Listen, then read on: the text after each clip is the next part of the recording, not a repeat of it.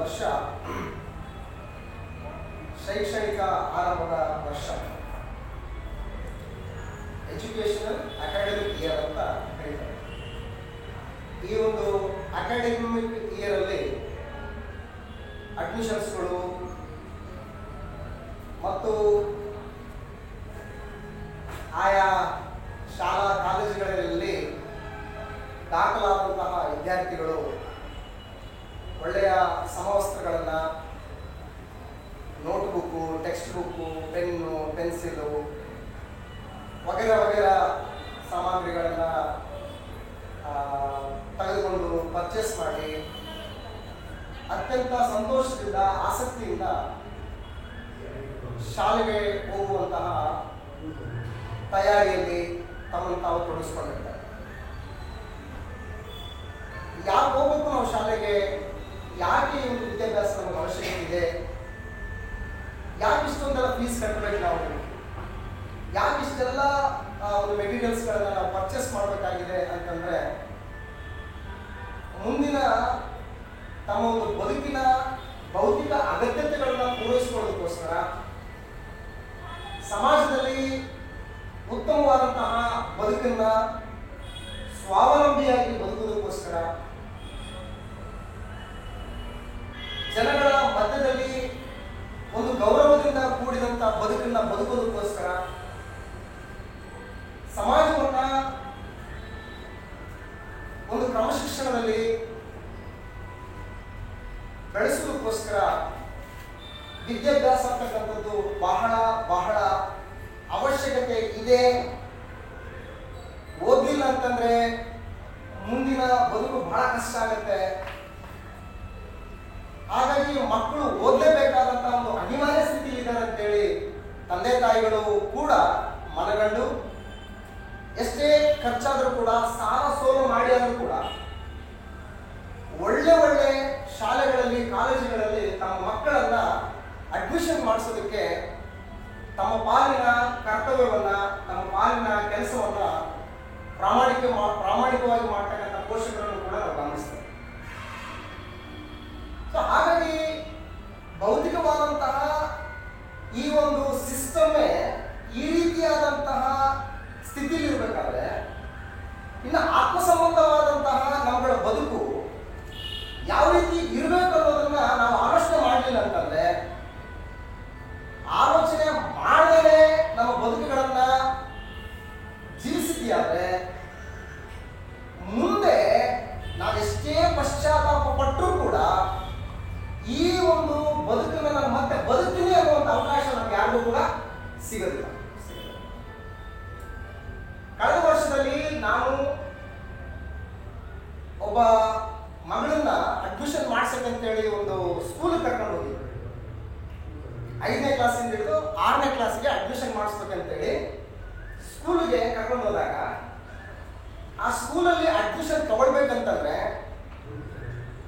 ಮಕ್ಕಳಿಗೆ entrance exam ಬರೆಸ್ತಾರೆ. ಆ entrance exam ಅಲ್ಲಿ ಮಕ್ಕಳು ಆ ಶಿಕ್ಷಕರು ನಿರೀಕ್ಷಿಸಿದಂತಹ ಅಂಕಗಳನ್ನ ಪಡೆಯದಿದ್ರೆ ಅಡ್ಮಿಷನ್ ಅಲ್ಲಿ ಕೊಡಲ್ಲ, ಆ ಸ್ಕೂಲಲ್ಲಿ ಕೊಡೋಕ್ಕೆ ಸಾಧ್ಯ ಇಲ್ಲ. ಯಾಕೆ ಎಂಟ್ರೆನ್ಸ್ ಎಕ್ಸಾಮ್ ಅಂತಂದ್ರೆ, ಈ ಒಂದು ಶಾಲೆಯಲ್ಲಿ ನಾವು ಓದಿಸುವಂತಹ ವಿಷಯಗಳನ್ನ ಗ್ರಹಿಸಿ ಅದರಿಂದ ಉತ್ತಮ ಫಲಿತಾಂಶವನ್ನ ಪಡೆಯುವುದಕ್ಕೆ ಈ ಮಗು ಸಮರ್ಥವಾಗಿದೆಯಾ ಅನ್ನುವಂತಹ ಒಂದು ಎಕ್ಸಾಮಿನೇಷನ್ ಅನ್ನ ಅವರು ಮಾಡಿ ಆ ಒಂದು ಮಗುವನ್ನ ಅಡ್ಮಿಷನ್ ಮಾಡಿಸ್ತಾರೆ. ಇದು ಒಂದು ಭೌತಿಕವಾದಂಥ ಸ್ಥಿತಿ. ನಾನು ಆ ಮಗುನ ಕರ್ಕೊಂಡೋಗಿ ಅಡ್ಮಿಷನ್ ಮಾಡಿಸುವಂತ ಪ್ರಕ್ರಿಯೆಯಲ್ಲಿ ತೊಡಗಿಸ್ಕೊಂಡಾಗ ಆ ಮಗು ಹಿಂದಿಲಿ ಫುಲ್ ಡಲ್. 5ನೇ ಕ್ಲಾಸಲ್ಲಿ ಆ ಮಗುಗೆ ಹಿಂದಿನ ಹೇಳ್ಕೊಟ್ಟಿಲ್ಲ. ಯಾಕೆ ಹೇಳ್ಕೊಟ್ಟಿಲ್ಲ ಅಂತಂದ್ರೆ, ಆ 5ನೇ ಕ್ಲಾಸಿಗೆ ಹಿಂದಿ ಸಬ್ಜೆಕ್ಟೇ ಇಲ್ಲ. ಹೌದಲ್ವಾ? 5ನೇ ಕ್ಲಾಸಿಗೆ ಹಿಂದಿ ಸಬ್ಜೆಕ್ಟ್ ಇಲ್ಲ ಸ್ಟೇಟ್ ಸಿಲೆಬಸ್ ಅಲ್ಲಿ. ಸೊ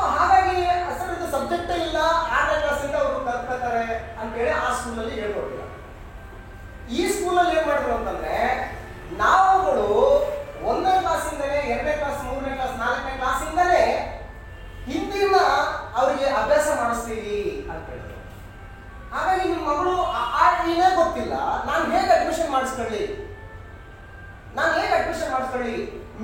ಉಳಿದಂತಹ ವಿದ್ಯಾರ್ಥಿಗಳೊಟ್ಟಿಗೆ ನಿಮ್ಮ ಮಗಳು ಕಾಂಪಿಟೇಷನ್ ಅಲ್ಲಿ ಅವ್ರ ಜೊತೆಗೆ ಹೋಗಕ್ಕಾಗಲ್ಲ. ಟೀಚರ್ ಮಾಡ್ತಕ್ಕಂಥ ಪಾಠ ಸೆಪರೇಟ್ ಆಗಿ ಒಬ್ಬೊಬ್ಬ ವಿದ್ಯಾರ್ಥಿಗಳಿಗೆ ಮಾಡಕ್ಕೆ ಆಗಲ್ಲ. ಎಲ್ಲಾ ವಿದ್ಯಾರ್ಥಿಗಳಿಗೂ ಒಂದ್ಸಾರಿ ಪಾಠ ಮಾಡ್ತಾರೆ. ಆ ಎಲ್ಲಾ ವಿದ್ಯಾರ್ಥಿಗಳು ಆ ಪಾಠವನ್ನು ಗ್ರಹಿಸುವುದಕ್ಕೆ ಸಿದ್ಧರಾಗಿರ್ಬೇಕಾದ್ರೆ ನೀವು ಕರ್ಕೊಂಡು ಬಂದಂತ ಈ ಮಗು ಆ ಪಾಠನ ಗ್ರಹಿಸಲಿಲ್ಲ ಅಂತಂದ್ರೆ ಏನ್ ಪ್ರಯೋಜನ?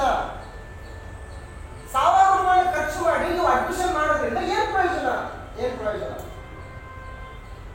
ಹಾಗೆ ನೀವು ಅಡ್ಮಿಷನ್ ಕೊಡಲಿಲ್ಲ. ನೆಕ್ಸ್ಟ್ ಇನ್ನೊಂದು ಸ್ಕೂಲ್ಗೆ ಹೋಗ್ಬಿಟ್ಟು ಅಡ್ಮಿಷನ್ ಮಾಡಿಸಿದ್ವಿ.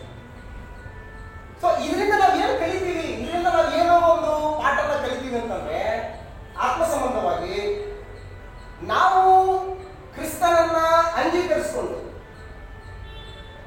ಕ್ರಿಸ್ತನನ್ನ ಧರಿಸಿಕೊಂಡು ಈ ಲೋಕದ ಪಾಲಿಗೆ ನಾವು ಸತ್ತು ಇನ್ನು ಬದುಕುವುದಂದ್ರೆ ಕ್ರಿಸ್ತನಿಗೋಸ್ಕರ ಎಂಬ ನಿರ್ಣಯದೊಂದಿಗೆ ಈ ಒಂದು ಹೊಸ ಜೀವಿತವನ್ನು ಪ್ರಾರಂಭ ಮಾಡಿದೀವಲ್ಲ, ಈ ಹೊಸ ಜೀವಿತ ಪ್ರಾರಂಭ ಮಾಡಿದ ಮೇಲೆ ನನ್ನನ್ನು ನಾನು ಅವಲೋಕನ ಮಾಡ್ಕೊಳ್ಬೇಕು, ನನ್ನನ್ನು ನಾನು ಅನಾಲಿಸಿಸ್ ಮಾಡ್ಕೋಬೇಕು. ನಾನು ಎಷ್ಟು ಮಟ್ಟಿಗೆ ಬೆಳೆದಿದ್ದೀನಿ ನಾನು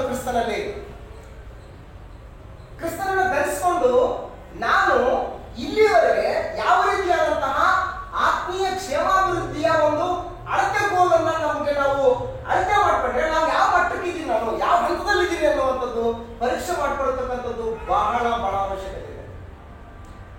ಆ ರೀತಿ ಆಲೋಚನೆ ನಮ್ಗೆ ಇಲ್ಲ ಅಂತಂದ್ರೆ ಹೆಂಗಾಗುತ್ತೆ ನಮ್ಮ ಬದುಕು ಅಂತಂದ್ರೆ ಸುಮ್ಮನೆ ಜಸ್ಟ್ ಅಷ್ಟೇ ಅಯಾರಾಮ್ ಗಯಾರಾಮ್ ಅಂತ ಏನೋ ಲೋಕದಲ್ಲಿ ಅಂತಾರೆ ಅಷ್ಟೇ. ನಾವು ಆಯ್ತು ಸಂಡೇನ ಚರ್ಚ್ಗೆ ಹೋಗ್ಬೇಕಾ ಹೋಗ್ವಿ, ಆಟಾಡ್ಬೇಕಾ ಆಡಿದ್ವಿ, ಪ್ರೇಯರ್ ಮಾಡ್ಬೇಕಾ ಮಾಡಿದ್ವಿ, ಕಾಣಿಕೆ ಕೊಟ್ವಿ, ಎಲ್ರಿಗೂ ಭೇಟಿ ಆದ್ವಿ, ಹಲೋ ಬ್ರದರ್, ಹಾಯ್ ಬ್ರದರ್, ಚೆನ್ನಾಗಿಲ್ಲ, ಊಟ ಆಯ್ತಾ, ತಿಂಡಿ ಆಯ್ತಾ, ಅಷ್ಟೇ ಫಾರ್ಮಾಲಿಟೀಸ್ ಮಾತಾಡ್ಕೊಂಡು ನಮ್ಮ ಪಾಡಿಗೆ ನಾವು ಹೋಗ್ಬಿಡ್ಬೇಕು. ಸೊ ಇದು ಆತ್ಮೀಯ ಜೀವಿತ ಅಲ್ಲ. ಇದು ದೇವರು ಕರ್ತನಾದ ಯೇಸು ಕ್ರಿಸ್ತನಲ್ಲಿ ಕೋರಿಕೊಂಡಂತಹ ಬದುಕು ಇದಲ್ಲ. ನಾವೆಲ್ಲರೂ ಕೂಡ ಕ್ರಿಸ್ತನ ಪರಿಪೂರ್ಣತೆ ಎಂಬ ಪ್ರಮಾಣವನ್ನು ಮುಟ್ಟಬೇಕು. ನಾವೆಲ್ಲರೂ ಇದು ನಮ್ಗಿರ್ತಕ್ಕಂಥ ಗೋಲು, ಇದು ನಮ್ಗಿರ್ತಕ್ಕಂಥ ಒಂದು ಡೆಸ್ಟಿನೇಷನ್. ಇದು ಆ ಗೋಲನ್ನು ನಾನು ಇಷ್ಟು ವರ್ಷಗಳ ಕಾಲ ನಾವು ಯಾವ ಹಂತದಲ್ಲಿ ಇದ್ದೀನಿ ಅನ್ನುವಂತಹ ಪರೀಕ್ಷೆ ಮಾಡ್ಕೊಳ್ಬೇಕಾದಂತ ಅವಶ್ಯಕತೆ ನನಗಿದೆ. ಅದಕ್ಕೆ ಇಬ್ರಿಯ ಪತ್ರಿಕೆ ಹೇಳ್ತಾ ಇದ್ದಾರೆ, ಕಾಲವನ್ನು ನೋಡಿದರೆ ನೀವು ಇಷ್ಟರೊಳಗಾಗಿ ಬೋಧಕರಾಗಿರಬೇಕಾಗಿದ್ದರೂ ನೀವು ಏನಾಗಿದ್ದೀರಿ ಅಟ್ ಪ್ರೆಸೆಂಟ್ ಇವಾಗ? ನೀವು ಬೋಧಕರಲ್ಲ. ನೀವು ಬೋಧಕರಲ್ಲ. ಕಾಲನ ನೋಡಿದ್ರೆ ಏನಾಗಿರ್ಬೇಕು? ನೀವು ಬೋಧಕರಾಗಿರ್ಬೇಕಾಗಿತ್ತು. ಬಟ್ ಟೈಮ್ ನೋಡಿದ್ರೆ ಈಗ ನೀವು ಆ ಸ್ಥಿತಿಲಿಲ್ಲ, ಆ ಸ್ಟೇಟಸ್ ಇಲ್ಲ. ಅಂದ್ರೆ ಅರ್ಥ ಏನು? ಅವ್ರು ಏನಾದ್ರು ಸೀರಿಯಸ್ ಆಗಿ ತಗೊಂಡಿದ್ದಾರ? ಈ ಜೀವಿತನ ಸೀರಿಯಸ್ ಆಗಿ ತಗೊಂಡಿಲ್ಲ. ಸುಮ್ಮನೆ ಒಂಥರ ಟ್ರೆಡಿಷನಲ್ ಅಷ್ಟೇ. ಡಿಸೆಂಬರ್ ಬಂತ 25 ಕ್ರಿಸ್ಮಸ್ ಹಬ್ಬ ಮಾಡೋಣ, ಮಾರ್ಚ್ ಆಮೇಲೆ ಫೆಬ್ರವರಿ ಅವೆಲ್ಲ ಬಂತ ಆ ಗುಡ್ ಫ್ರೈಡೆ, ಈಸ್ಟರು, 40 ದಿನ ಉಪವಾಸ, ಆ ಇವುಗಳನ್ನು ಮಾಡೋಣ. ನ್ಯೂ ಇಯರ್ ಬಂತ ಹೊಸ ವರ್ಷ ಸಂಭ್ರಮಾಚರಣೆ ಮಾಡೋಣ. ಸಂಡೆ ಬಂತ 6ನೇ ಕಾರ್ಯಕ್ರಮಕ್ಕೆ ಹೋಗೋಣ. ಅಷ್ಟೇ ಟ್ರೆಡಿಷನಲ್, ಅಷ್ಟೇ. ಇವೆಲ್ಲ ಸಂಪ್ರದಾಯಗಳು. ಈ ಸಂಪ್ರದಾಯಗಳು ಆತ್ಮೀಯ ಕ್ಷೇಮಾಭಿವೃದ್ಧಿಗೆ ಪೂರಕವಾದಂತವುಗಳಲ್ಲ.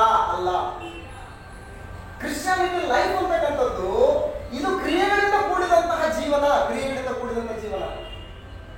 ಹಾಗಾಗಿ ಕ್ರಿಯೆಗಳಿಲ್ಲದಂತಹ ನಂಬಿಕೆ ಅದು ಸತ್ತದ್ದು ಅಂತೇಳಿ ಯಾಕೋಬನ ಪತ್ರಿಕೆಯಲ್ಲಿ ನಾವು ಗಮನಿಸ್ತೇವೆ.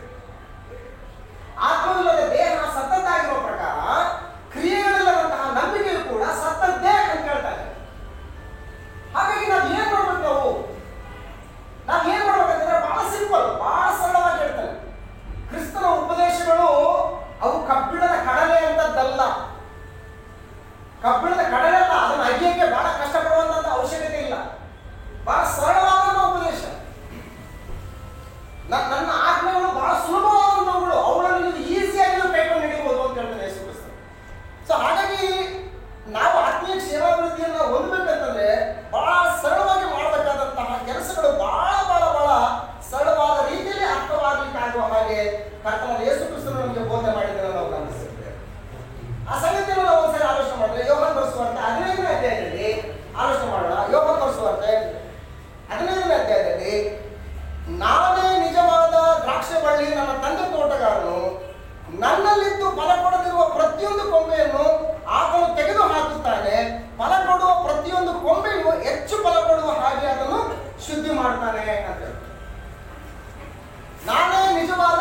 ಕಾಣಿಸ್ಕೊಳ್ಳಿ, ನನ್ನ ತಂದೆ ತೋಟಗಾರ, ನೀವು ನನ್ನಲ್ಲಿ ಇರಬೇಕು, ನನ್ನಲ್ಲಿದ್ದು ನೀವು ಫಲ ಕೊಡಬೇಕು. ಫಲ ಕೊಡ್ಲಿಲ್ಲ ಅಂತಂದ್ರೆ ಆ ಕೊಂಬೆಗಳನ್ನು ತೆಗೆದಾಕ್ತಾನೆ.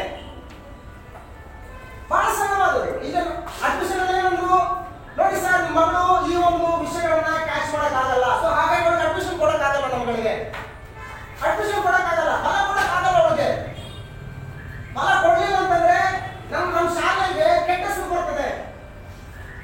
ನಮ್ಮ ಶಾಲೆಗೆ 100% ರಿಸಲ್ಟ್ ಬೇಕು ನಮಗೆ. ನಿಮ್ಮ ಮಗಳು ಒಬ್ಬಳು ಮಾತ್ರ ಫೇಲ್ ಆದ್ರೆ ನಮ್ಮ ಶಾಲೆಗೆ ಕೆಟ್ಟ ಹೆಸರು, ಹಾಗಾಗಿ ನಾವು ಅಡ್ಮಿಷನ್ ಕೊಡಲ್ಲ ಅಂದ್ರೆ ಲೋಕದಲ್ಲಿ ಒಂದು ಸಾಮಾನ್ಯ ಸ್ಕೂಲ್ ಹೇಳ್ತಾರೆ. ಅದನ್ನೇ ಕರ್ತನಾದ ಯೇಸು ಕ್ರಿಸ್ತನು ಆತ್ಮ ಸಂಬಂಧವಾದಂತಹ ಬೋಧನೆಯಲ್ಲಿ ಹೇಳ್ತಾ ಇದ್ದಾನೆ. ನಾನೇ ನಿಜವಾದ ದ್ರಾಕ್ಷಿ ಬಳ್ಳಿ, ನನ್ನ ತಂದೆ ತೋಟಗಾರನು, ನನ್ನಲ್ಲಿದ್ದು ಫಲ ಕೊಡದಿರುವ ಪ್ರತಿಯೊಂದು ಕೊಂಬೆಯನ್ನ ಏನ್ ಮಾಡ್ತಾನೆ, ಅದನ್ನು ತೆಗೆದು ಹಾಕ್ತಾನೆ ಅಂತ. ಸಿಂಪಲ್. ಯಾರು ಇಟ್ಕೊಳ್ತೀವಿ ನಾನೇ ಹೊತ್ತು ನಮ್ಮ ಮನೆ ಮುಂದೆ ಯಾವ್ದೊಂದು ಬಾಳೆ ಗಿಡ ಹಾಕಿದ್ರು ಅಂತ ಇಟ್ಕೊಳ್ಳಿ, ಒಂದು ನಿಂಬೆಹಣ್ಣು ಗಿಡ ಹಾಕಿದ್ರು ಅಂತ ಇಟ್ಕೊಳ್ಳಿ, ಒಂದು ಸೀಬೆಕಾಯಿ ಮರ ಹಾಕಿದ್ರು ಅಂತ ಇಟ್ಕೊಳ್ಳಿ, ಯಾವ್ದೋ ಒಂದು ಫ್ರೂಟ್ ಅಂಗಡಿ ಒಂದು ಮರನ ಹಾಕಿದ್ರೆ ನಾವು ನಿರೀಕ್ಷೆ ಏನ್ ಮಾಡ್ತೀವಿ, ಅದು ಫಲ ಕೊಡ್ಬೇಕು. ಆ ಫಲದಿಂದ ನನ್ನ ಹಸು ನೀಗಬೇಕು, ನಾನು ತೃಪ್ತನಾಗಬೇಕು ಅನ್ನುವಂಥದ್ದು ನಾನು ಕೊಡ್ಕೊತೇನೆ. ಮತ್ತೆ ದೇವ್ರು ಕೊಡ್ಕೊಳ್ಳೋದ್ರಲ್ಲಿ ಏನ್ ತಪ್ಪಿದೆ? ಅದಕ್ಕೋಸ್ಕರ ನಮ್ಮನ್ನು ಸಾಕ್ತಾ ಇದ್ದಾನೆ. ನಮ್ಮ ಆಯುಷ್ಕಾಲಕ್ಕೆ ದಿನಗಳನ್ನ ಸಂವತ್ಸರಗಳನ್ನ ಯಾಕೆ ಕೂಡಿಸ್ತಾ ಇದ್ದಾನೆ? ನಮ್ಮ ಜೀವನದ ಭದ್ರತೆಯನ್ನು ಕೊಟ್ಟು ಯಾಕೆ ಇಲ್ಲಿ ಭೂಮಿಯಲ್ಲಿ ಬದುಕಿಸ್ತಾ ಇದ್ದಾನೆ ಅಂತಂದ್ರೆ ನೀವು ಫಲ ಕೊಡಬೇಕು, ನೀವು ಫಲ ಕೊಡಬೇಕು, ನೀವು ಫಲ ಕೊಡ್ಬೇಕಂತ ಹೇಳಿದ್ರೆ ನಾನು ನಿಮ್ಮನ್ನ ಲೋಕದೊಳಗಿದ್ರೆ ನಾನು ನಿಮ್ಮನ್ನು ಬೇರೆ ಕರ್ಕೊಂಡ್ ಬಂದಿದ್ದೀನಿ. ನಾನು ಕೊಲೊಸ್ಸೆಯವರಿಗೆ ಬರೆದ ಮೊದಲನೇ ಪತ್ರಿಕೆ 1ನೇ ಅಧ್ಯಾಯ 13ನೇ ವಚನದಲ್ಲಿ, ಕೊಲೊಸ್ಸೆಯವರಿಗೆ ಬರೆದ ಪತ್ರಿಕೆ 1ನೇ ಅಧ್ಯಾಯ 13ನೇ ವಚನದಲ್ಲಿ ಹೇಳ್ತಾರೆ ಅಂತಂದ್ರೆ, ಅಂಧಕಾರದ ದೊರೆತನದಿಂದ ಬಿಡಿಸಿ ತನ್ನ ಪ್ರಿಯ ಕುಮಾರನ ರಾಜ್ಯಗಳಿಗೆ ಏನ್ ಮಾಡಿದ ನಮ್ಮನ್ನ ಸೇರಿಸಿದ. ಏನು ಸೇರಿಸಿದ್ದಾನೆ? ಅಡ್ಮಿಷನ್ ಕೊಟ್ಟಿದ್ದಾನೆ. ಇಲ್ಲಿ ಅಡ್ಮಿಷನ್ ಮಾಡಿಸ್ಕೊಂಡಿದ್ದಾನೆ, ನಮ್ಮನ್ನ ಸೀಟ್ ಕೊಟ್ಟಿದ್ದಾನೆ.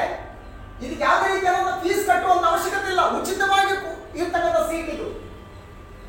ಕಳೆದ ಒಂದು 2 ವಾರಗಳ ಹಿಂದೆ PUC ಸೆಕೆಂಡ್ ಇಯರ್ ಮುಗಿಸಿದಂತಹ ವಿದ್ಯಾರ್ಥಿನಿಯರೆಲ್ಲರೂ ಕೂಡ ನೀಟ್ ಎಕ್ಸಾಮ್ ಬಂದರು. ಸೀಟ್ ಇರೋದಷ್ಟು ಹೆಚ್ಚು ಕಡಿಮೆ 1,10,000 ಸೀಟ್ ಇದೆ. ಭಾರತ ದೇಶದಲ್ಲಿ ಹೆಚ್ಚು ಕಡಿಮೆ 1,10,000 ಸೀಟ್ ಇದೆ.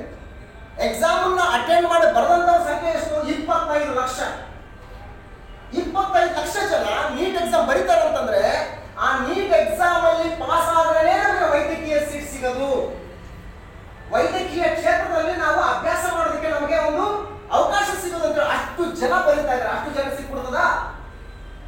ಇವತ್ತು ದೇವರು ಕರ್ತನಾದ ಯೇಸು ಕ್ರಿಸ್ತನಲ್ಲಿ ಏನ್ ಮಾಡಿದಾರೆ ಅಂತಂದ್ರೆ ಪ್ರತಿಯೊಬ್ಬರಿಗೂ ಕೂಡ ಸೀಟ್ ಕೊಡ್ತಾ ಇದ್ದಾನೆ. ಎಷ್ಟೋ ಸೀಟ್ಗಳಿದೆ ಆತ್ಮಲ್ಲಿ. ಏನ ಸೀಟು? ನೀವು ಫಲ ಕೊಡಬೇಕಷ್ಟೇ. ಹೆಂಗ್ ಫಲ ಕೊಡಬೇಕು?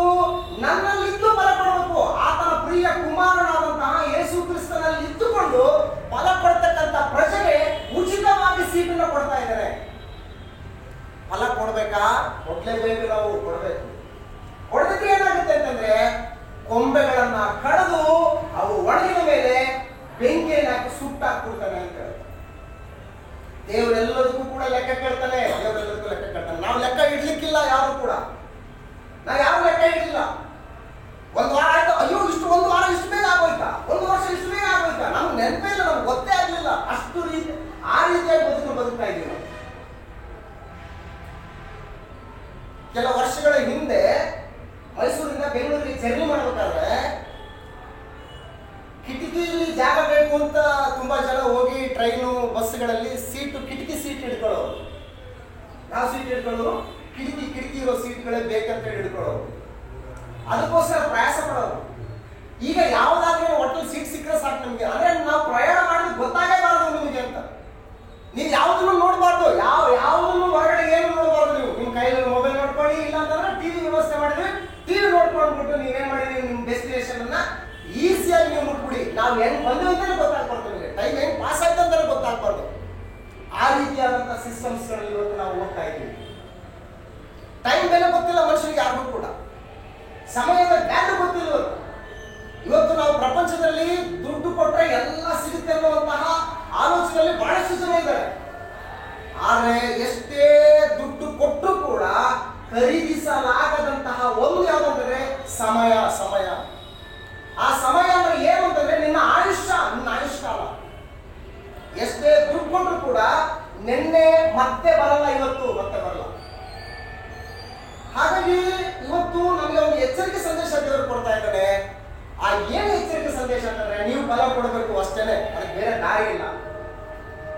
ಫಲ ಕೊಡ್ಬೇಕು. ನೀವು ಫಲ ಕೊಡ್ಲಿಲ್ಲ ಅಂದ್ರೆ ಏನಾಗುತ್ತೆ ಅಂತಂದ್ರೆ ಪ್ರತಿಯೊಂದು ಕೊಂಬೆಯು ತೆಗೆದುಕೊಂಡು ಆತನ ಏನ್ ಮಾಡ್ತಾನೆ ಅಂತಂದ್ರೆ ಫಲ ಕೊಡುವ ಹಾಗೆ ಮುಖ್ಯ ಮಾಡ್ತಾನೆ. ಫಲ ಕೊಡ್ಲಿಲ್ಲ ಅಂತಂದ್ರೆ ಯಾಕೆ ಫಲ ಕೊಡ್ಲಿಲ್ಲ, ಇದು ಏನಿದ್ರು ಸಮಸ್ಯೆ ಅಂತೇಳಿ ಆತ ಅನಾಲಿಸಿಸ್ ಮಾಡ್ತಾನೆ. ಅನಾಲಿಸಿಸ್ ಮಾಡಿ ಇದಕ್ಕೇನು ರೋಗ ಇದೆಯಾ, ರುಜಿನ ಇದೆಯಾ, ಇದಕ್ಕೇನಾದ್ರೂ ಆಹಾರದ ಕೊರತೆ ಇದೆಯಾ, ಆಯುಷ್ಕಾಲದ ಕೊರತೆ ಇದೆಯಾ, ವಾತಾವರಣದ ಕೊರತೆ ಇದೆಯಾ, ಎಲ್ಲವನ್ನೂ ಕೂಡ ಸಪ್ಲೈ ಮಾಡ್ತಾನೆ.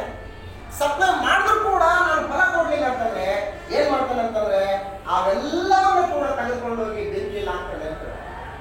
ಹಾಗಾಗಿ ಇವತ್ತು ನಾವು ಫಲ ಕೊಡ್ಬೇಕಂತಂದ್ರೆ ನಮ್ಗೆ ಏನಾಗ್ತಾ ಇದೆ, ಇವತ್ತು ನಾವು ದೇವರು ಕೋರ್ಕೊಂಡಂತ ಫಲವನ್ನು ಕೊಡ್ಬೇಕಂದ್ರೆ ದೇವರು ನಮ್ಗೆ ಏನ್ ಮಾಡ್ತಾ ಇದ್ದಾನೆ, ನಮ್ಗೆ ಏನಾಗ್ತಾ ಇದ್ದಾನೆ, ವಾಕ್ಯವನ್ನು ಜಲಸ್ನಾನವನ್ನು ಮಾಡಿಸ್ತಾ ಇದ್ದಾನೆ. ಇವತ್ತು ಮರಗಳಿಗೆ ನೀರು ಬಹಳ ಮುಖ್ಯ ತಾನೆ.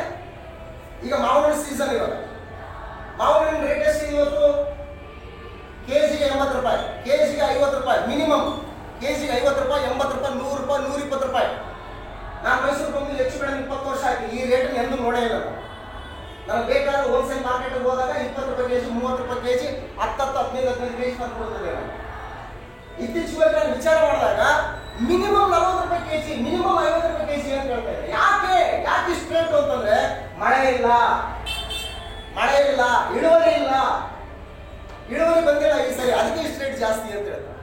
ಸೊ ಕಾರಣ ಏನಂತಂದ್ರೆ ಫಲ ಕೊಡ್ಬೇಕಂತಂದ್ರೆ ಮಳೆ ಬೇಕು, ನೀರಿನ ಅವಶ್ಯಕತೆ ಇದೆ. ಸೊ ಹಾಗಾಗಿ ಇವತ್ತು ದೇವರು ಫಲ ಕೊಡ್ಬೇಕಂದ್ರೆ ಏನ್ ಮಾಡ್ತಾ ಇದ್ದಾರೆ, ವಾಕ್ಯವನ್ನು ಜಲಸ್ನಾನವನ್ನು ಮಾಡಿಸ್ತಾ ಇದ್ದಾರೆ. ನಮಗೆ ವಾಕ್ಯವನ್ನ ದಯಪಾಲಿಸ್ತಾ ಇದ್ದಾರೆ. ಆ ವಾಕ್ಯವನ್ನು ಕೇಳಿದ ಪ್ರಕಾರ ನಡೀಲಿಲ್ಲ ಅಂತಂದ್ರೆ ನಾನು ಹೆಂಗ್ ಫಲ ಕೊಡಕ್ ಸಾಧ್ಯ? ನಾನು ಹೇಗೆ ಫಲ ಕೊಡಕ್ ಸಾಧ್ಯ? ಫಲ ಕೊಡಬೇಕಂತಾನೆ ತಾನೆ ದೇವರು ಏನ್ ಮಾಡಿದ್ರೆ ಇವತ್ತು ಅಂಧಕಾರದ ದೊರಕದಿಂದ ನಮ್ಮನ್ನು ಬಿಡಿಸಿ ತನ್ನ ಪ್ರಿಯ ಕುಮಾರನ ರಾಜ್ಯದಲ್ಲಿ ಇವತ್ತು ಸೇರಿಸಿದ್ದಾರೆ. ನೀವು ಫಲ ಕೊಡ್ಬೇಕು ನೀವು ಅಂತ. ಪೇತ್ರನು ಬರೆದ ಪತ್ರಿಕೆಯಲ್ಲಿ ಪರಿಶುದ್ಧಾತ್ಮನ ಪ್ರೇರೇಪಣೆಯಿಂದ ಪೇತ್ರನು ಬರೀತಕ್ಕಂಥ ವಿಶೇಷ ಮಾತನ್ನು ನಾವು ಒಂದ್ಸರಿ ಗಮನಿಸೋಣ. ಪೇತ್ರನು ಬರೆದ ಪತ್ರಿಕೆ, ಪೇತ್ರನು ಬರೆದ ಮೊದಲನೇ ಪತ್ರಿಕೆ 2ನೇ ಅಧ್ಯಾಯ 9ನೇ ವಚನದಿಂದ ಸಂಗತಿಯನ್ನು ಗಮನಿಸೋಣ. First Peter chapter 2 verse 9. ನಿಮ್ಮನ್ನು ಕತ್ತಲೆಯೊಳಗಿಂದ ಕರೆದು ತನ್ನ ಆಶ್ಚರ್ಯಕರವಾದ ಬೆಳಕಿನಲ್ಲಿ ಸೇರಿಸಿದಾತನ ಗುಣಾತಿಶಯಗಳನ್ನು ಪ್ರಚಾರ ಮಾಡುವವರಾಗುವಂತೆ ದೇವರಾದುಕೊಂಡ ಜನಾಂಗವು, ರಾಜವಂಶಸ್ಥರಾದ ಯಾಜಕರು, ಮೀಸಲಾದ ಜನವು, ದೇವರ ಸ್ವಕೀಯ ಪ್ರಜೆಯೂ ಆಗಿದ್ದೀರಿ ಅಂತ ಹೇಳಿ ಏನ್ ಮಾಡಿದ್ದಾರೆ ನಾವು ಇವಾಗ? ದೇವರು ಪ್ರಜೆಗಳನ್ನ ಮಾಡ್ಕೊಂಡಿದ್ದಾರೆ, ಅಡ್ಮಿಷನ್ ಮಾಡ್ಕೊಂಡಿದ್ದಾರೆ. ಸರ್ವಶಕ್ತನು, ಸರ್ವಾಂತರ್ಯಾಮಿಯು, ಸಕಲ ಯುಗಗಳ ಅರಸನು, ನಿರ್ಲಯನು, ಏಕಾಧಿಪತಿಯು, ಅಗಮ್ಯವಾದ ಬೆಳಕಿನಲ್ಲಿ ವಾಸ ಮಾಡ್ತಕ್ಕಂಥ ಆತನು, ಸಕಲ ಜೀವರಾಶಿಗಳನ್ನು ಉಂಟು ಮಾಡಿ ಸಾಕಿ ಸಲಹಿರ್ತಕ್ಕಂತಹ ಸರ್ವಶಕ್ತನಾದಂತಹ ದೇವರಿಗೆ ಇವತ್ತು ನಾವು ಪ್ರಜೆಗಳಾಗಿದ್ದೀವಿ. ಆತನನ್ನ ಅಪ್ಪ ಅಂತ ಕರೀತಾ ಇದ್ದೀವಿ. ಆ ತಂದೆಗೆ ನಾವು ವಾರಸುದಾರರಾಗಿದ್ದೀವಿ ಕರ್ತನಾದ ಯೇಸು ಕ್ರಿಸ್ತನ ಮೂಲಕ. ಸೊ ಹಾಗಾಗಿ ನಾವು ಏನ್ ಮಾಡ್ಬೇಕು? ನಾವೇನ್ ಮಾಡ್ಬೇಕಂತಂದ್ರೆ ಹೇಳ್ತಾ ಇದ್ದಾನೆ, ಮೊದಲನೇದಾಗಿ ಆತನ ಗುಣಾತಿಶಯಗಳನ್ನ ಏನ್ ಮಾಡ್ಬೇಕಂತ ನಾವು ಪ್ರಚಾರ ಮಾಡಬೇಕು ಅಂತ ಹೇಳ್ತಾನೆ. ಏನ್ ಮಾಡ್ಬೇಕು? ಗುಣಾತಿಶಯಗಳನ್ನ ಪ್ರಚಾರ ಮಾಡಬೇಕು. ಗುಣಗಳನ್ನ ಅತಿಶಯದಿಂದ, ಗುಣ ಪ್ಲಸ್ ಅತಿಶಯ, ಗುಣಾತಿಶಯ. ಗುಣಗಳನ್ನ ಹೆಂಗ್ ಪ್ರಚಾರ ಮಾಡಬೇಕು? ಅತಿಶಯದಿಂದ. ಅತಿಶಯ ಅಂದ್ರೆ ಹೆಚ್ಚಿಸಿಕೊಂಡು ಅಂತ. ಗುಣಗಳನ್ನ ಅತಿಶಯದಿಂದ ಪ್ರಚಾರ ಮಾಡಬೇಕು ಅಂತ ಹೇಳ್ತಾರೆ. ಏನ್ ಪ್ರಚಾರ ಮಾಡ್ತಾ ಇದ್ದೀವಿ ನಾವು? ಪ್ರಚಾರ ಮಾಡಿದ್ರೆ ನಮ್ಮ ಬದುಕುಗಳು ಹೆಂಗಿರ್ತವೆ ಅಂತಂದ್ರೆ ಯಾರಿಗೂ ಕೂಡ ಬೋಧನೆ ಮಾಡುವಂತ ಅವಶ್ಯಕತೆ ಇಲ್ಲ. ಇವತ್ತು ನಮ್ಮ ಬದುಕುಗಳನ್ನ ನೋಡ್ಬಿಟ್ಟು ಜನನೇ ನಮ್ಮ ಹತ್ರ ಬರ್ತಾರೆ. ಏನೇ ನೀನು ಬದುಕ್ತಾ ಇದ್ದೀನಿ, ನೀನು ಈ ರೀತಿಯಾದಂತ ಬದುಕಲಿಕ್ಕೆ ಕಾರಣ ಏನು? ಈ ನಿನ್ನ ಬದುಕು ನನ್ನನ್ನು ಆಕರ್ಷಿತವನ್ನಾಗಿ ಮಾಡ್ತಾ ಇದೆ, ನನ್ನನ್ನು ಆಕರ್ಷಿಸ್ತಾ ಇದೆ. ಲೋಕದಲ್ಲಿ ಯಾರು ಕೂಡ ಈ ರೀತಿಯಾದಂತ ಬದುಕನ್ನು ನಾನು ಕಂಡಿಲ್ಲ ನಾನು. ಹಾಗಾದ್ರೆ ಈ ನಿನ್ನ ಬದುಕಿನ ರಹಸ್ಯ ಏನು? ಈ ನಿನ್ನ ಬದುಕಿನ ಕಾರಣ ಏನು ಅಂತಂದ್ರೆ ದೇವರು ನನ್ನನ್ನು ಕರೆದಿದ್ದಾನೆ. ಎಲ್ಲಿಂದ ಕರೆದಿದ್ದಾನೆ? ಅಂಧಕಾರದ ದೊರಕಲಿನಿಂದ ನನ್ನನ್ನು ಕರೆದಿದ್ದಾನೆ. ಇವತ್ತೆಷ್ಟೋ ಜನರು ತಾವು ದುಡಿದಂತಹ ಆದಾಯದಲ್ಲಿ ಸಮಾಧಾನದಿಂದ ಕೂಡಿದಂತಹ, ತೃಪ್ತಿಯಿಂದ ಕೂಡಿದಂತಹ ಬದುಕ್ತಾ ಇಲ್ಲ ಇವತ್ತು. ತುಂಬಾ ಜನ ದಿನಕ್ಕೆ 1000 ರೂಪಾಯಿ ದುಡಿತಾರೆ, ದಿನಕ್ಕೆ 150 ರೂಪಾಯಿ ದುಡಿತಾರೆ. ದುಡ್ದೆಲ್ಲವೂ ಕೂಡ ಕುಡಿದು ಸಿಗರೇಟ್ ಸೇರಿ ಖರ್ಚು ಮಾಡ್ತಾರೆ. ಯಾವುದೋ ಬೇಗ ಬಿಟ್ಟಿಗೆ ದುಡ್ಡು ಖರ್ಚು ಮಾಡಿಬಿಟ್ಟು ಬದುಕನ್ನ ವ್ಯರ್ಥವಾಗಿ ಕಳ್ಕೊಳ್ತಾ ಇದ್ದಾರೆ. ಕುಟುಂಬದಲ್ಲಿ ಸಮಾಧಾನ ಇಲ್ಲ, ಆರೋಗ್ಯ ಇಲ್ಲ, ತೃಪ್ತಿಕರವಾದಂಥ ವಾತಾವರಣ ಇಲ್ಲ. ಇದು ಅಂಧಕಾರದ ದೊರೆತನ. ಆದರೆ ದೇವರು ನಮ್ಮನ್ನು ಆ ಅಂಧಕಾರದ ದೊರೆತನದಿಂದ ಇವತ್ತು ಬಿಡಿಸಿ ತನ್ನ ಪ್ರಿಯ ಕುಮಾರನ ರಾಜ್ಯದಲ್ಲಿ ಇವತ್ತು ಸೇರಿಸಿದನಂತಂದ್ರೆ ಬರ್ತಕ್ಕಂಥ ಆದಾಯ ಸ್ವಲ್ಪ ಆದರೂ ಕೂಡ ಸಂತೃಪ್ತಿಯ ಮನೋಭಾವನೆ ಇವತ್ತು ನಮ್ಮಲ್ಲಿ ದೇವರು ದಯಪಾಲಿಸಿಕೊಟ್ಟಿದ್ದಾರೆ. ಈ ಲೋಕದಲ್ಲಿ ನಾವು ಪ್ರವಾಸಿಗಳು ಪರದೇಶಗಳೆಂಬಂತ ಆಲೋಚನೆಯನ್ನು ನಾವು ಬಿಡಿಸಿದ್ದಾರೆ. ಅಲ್ಲಿಗೆ ನಮ್ಮನೆ ಶಾಶ್ವತವಾದದ್ದು. ಈ ಲೋಕದಲ್ಲಿ ನಾವು ಆ ಮನೆಯಲ್ಲಿರುವುದಕ್ಕೆ ಅರ್ಹತೆಯನ್ನು ಪಡ್ಕೊಳ್ಳೋದಕ್ಕೋಸ್ಕರ ನಾವು ಇಲ್ಲಿ ಬದುಕ್ತಾ ಇದ್ದೀವನ್ನುವಂತಹ ವಿಶಾಲ ಮನೋಭಾವನೆಯನ್ನು ಇವತ್ತು ದೇವರು ತನ್ನ ವಾಕ್ಯಗಳ ಮುಖಾಂತರ ನಮ್ಮಲ್ಲಿ ತುಂಬಿಸ್ತಾ ಇದ್ದಾರೆ. ಎಂತ ಧನ್ಯದಿಂದ ಕೂಡಿದಂತ ಈ ಬದುಕು. ಈ ಬದುಕನ್ನ ನಾವು ಜೀವಿಸಿದ್ರೆ ಸಾಕು. ಇದೇ ಪ್ರಚಾರ ಮಾಡ್ತಕ್ಕಂಥದ್ದು, ಇದೇ ಪ್ರಚಾರ ಮಾಡ್ತಕ್ಕಂಥದ್ದು. ಲೂಕನ ಸುವಾರ್ತೆಯಲ್ಲಿ ಕಳೆದ ವಾರದಲ್ಲಿ ನಾವು ನೋಡಿದ್ದೀವಿ. ದುರಾಚಾರಿಯಾದಂಥ ಒಬ್ಬ ಹೆಂಗಸು ಕರ್ತನಾದ ಯೇಸು ಕ್ರಿಸ್ತನು ಒಬ್ಬ ಫರಿಸಾಯನ ಮನೆಗೆ ಊಟಕ್ಕೆ ಕರೆಸಿಕೊಂಡಂತ ಸಂದರ್ಭದಲ್ಲಿ ದುರಾಚಾರಿಯಾದಂಥ ಹೆಂಗಸು ಬಂದು ಏನ್ ಮಾಡ್ತಾ ಇದ್ದಾಳೆ? ಆಕೆಯ ಕಾಲನ್ನ ತನ್ನ ಕಣ್ಣೀರಿನಿಂದ ಏನ್ ಮಾಡ್ತಾ ಇದ್ದಾಳೆ? ತೊಳಿತಾ ಇದ್ದಾಳೆ. ತನ್ನ ತಲೆ ಕೂದಲಿನಿಂದ ಒರೆಸ್ತಾ ಇದ್ದಾಳೆ. ತನ್ನ ಆದಾಯದ ಸಂಪನ್ಮೂಲಗಳಲ್ಲಿ ಕೂಡಿಸಿಟ್ಟು ಕೊಂಡುಕೊಂಡಂತಹ ಸುಗಂಧ ದ್ರವ್ಯವನ್ನ ತಂದು ಆತನ ಪಾದಗಳಿಗೆ ಹೊಯ್ದು ಅದನ್ನ ಹಚ್ಚಿ ಆತನನ್ನ ಕೊಂಡಾಡ್ತಾ ಇದ್ದಾರೆ. ಆತನಿಗೆ ಮುದ್ದಿಡ್ತಾ ಇದ್ದಾರೆ. ಯಾತಕ್ಕೋಸ್ಕರ ಅಂತಂದ್ರೆ ತನ್ನ ಪಾಪಗಳು ಎಷ್ಟೋ ಪಾಪಗಳು ಅವಳು ಕ್ಷಮಿಸಲ್ಪಟ್ಟಿದ್ದು ಉಚಿತವಾಗಿ. ಅದಕ್ಕೆ ಯಾವುದೇ ರೀತಿಯಾದಂತಹ ಬೆಲೆಯನ್ನು ಕೊಟ್ಟಿಲ್ಲ. ಎಷ್ಟು ದುಡ್ಡು ಕೊಟ್ಟರು ಕೂಡ, ಏನೇ ಕೊಟ್ಟರು ಕೂಡ ಪರಿಹಾರವಾಗದಂತಹ ಪಾಪವನ್ನ ಕರ್ತನಾದ ಯೇಸು ಕ್ರಿಸ್ತನು ಉಚಿತವಾಗಿ ಕ್ಷಮಿಸಿದ್ದಾನೆ. ಇದಕ್ಕೆ ಬೆಲೆ ಕಟ್ಟಕ್ಕಾಗಲ್ಲ. ಆ ರೀತಿಯಾದಂತಹ ತ್ಯಾಗದಿಂದ ಕೂಡಿದಂತಹ ಬದುಕನ್ನ ಆ ದುರಾಚಾರಿಯಾದಂತಹ ಹೆಂಗಸು ಏನ್ ಮಾಡ್ತಾ ಇದ್ದಾಳೆ? ತೋರ್ಪಡಿಸ್ತಾ ಇದ್ದಾಳೆ. ಆದ್ರೆ ಈ ಕರ್ತನಾದ ಯೇಸು ಕ್ರಿಸ್ತನನ್ನ ತನ್ನ ಮನೆಗೆ ಊಟಕ್ಕೋಸ್ಕರ ಆಹ್ವಾನಿಸಿದಂತಹ ಫರಿಸಾಯನು ಏನ್ ಮಾಡ್ತಾ ಇದ್ದಾನೆ ಅಂತಂದ್ರೆ, ಕರ್ತನಾದ ಯೇಸು ಕ್ರಿಸ್ತನ ಆತನ ಮನೆಗೆ ಬಂದಾಗ ಆತನಿಗೆ ನೀರು ಕೊಡ್ಲಿಲ್ಲ, ಆತನಿಗೆ ಮುದ್ದೆ ಇಡಲಿಲ್ಲ, ಆತನಿಗೆ ಎಣ್ಣೆ ಹಚ್ಕೊಳ್ಳಕ್ಕೆ ಎಣ್ಣೆ ಕೊಡ್ಲಿಲ್ಲ.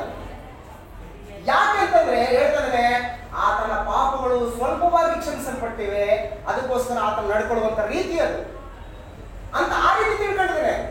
ಅದಕ್ಕೆ ಯೇಸು ಕ್ರಿಸ್ತನ ಅಂತಂದ್ರೆ, ಯಾರ ಪಾಪಗಳು ಬಹಳವಾಗಿ ಕ್ಷಮಿಸಲ್ಪಟ್ಟಿದೆಯೋ ಅವನು ದೇವರನ್ನ ಬಹಳವಾಗಿ ಏನ್ ಮಾಡ್ತಾನೆ? ಮಹಿಮೆಪಡಿಸ್ತಾನೆ.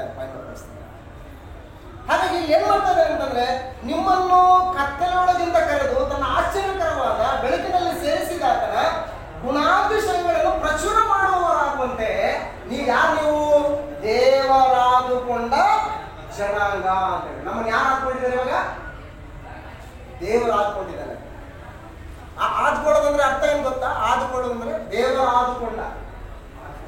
ಆರಿಸ್ಕೊಳ್ಳೋದು ಅಂತ ಆರಿಸ್ಕೊಳ್ಳೋದು. ಟೊಮೆಟೊ ತರ್ತೀವಿ, ಟೊಮೆಟೊ ತಂದಾಗ ಟೊಮೆಟೊ ವ್ಯಾಪಾರ ಮಾಡ್ತಕ್ಕಂಥವ್ರಿಗೆ ಏನ್ ಹೇಳ್ತೀವಿ ನಾವು? ಇರ್ರಿ, ನಾನು ಆರಿಸ್ಕೊತೀನಿ, ಏನ್ ಬೇಕಾದ್ರೆ ಹಾಕ್ಬೇಡಿ ಅಂತ ಹೇಳಿ.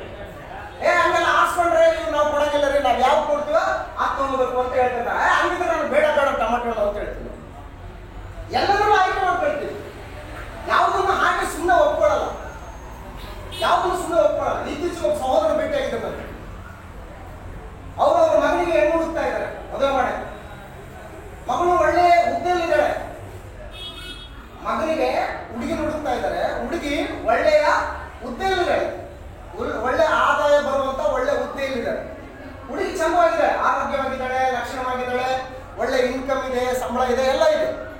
ಸಮಸ್ಯೆ ಏನು ಅಂತಂದ್ರೆ, ಅವರ ತಂದೆಗೂ ಅವರ ತಾತನಿಗೂ ಏನಾಗಿದೆ ಅಂತಂದ್ರೆ ಚರ್ಮದಲ್ಲಿ ಒಂದು ಸ್ವಲ್ಪ ಮಚ್ಚೆ ಕಾಣಿಸ್ತಾ ಇದೆ. ಏನ್ ಕಾಣಿಸ್ತಾ ಇದೆ? ಚರ್ಮದಲ್ಲಿ ಅವರ ತಂದೆ ಮತ್ತು ಅವರ ತಾತನಿಗೆ ಏನಾಗಿದೆ? ಮಚ್ಚೆ, ವೈಟ್ ಪ್ಯಾಚಸ್ ಅಂತಾರಲ್ಲ, ವೈಟ್ ಪ್ಯಾಚಸ್ ಬಾಡಿಲಿ ಕಾಣಿಸ್ತಾ ಇದೆ.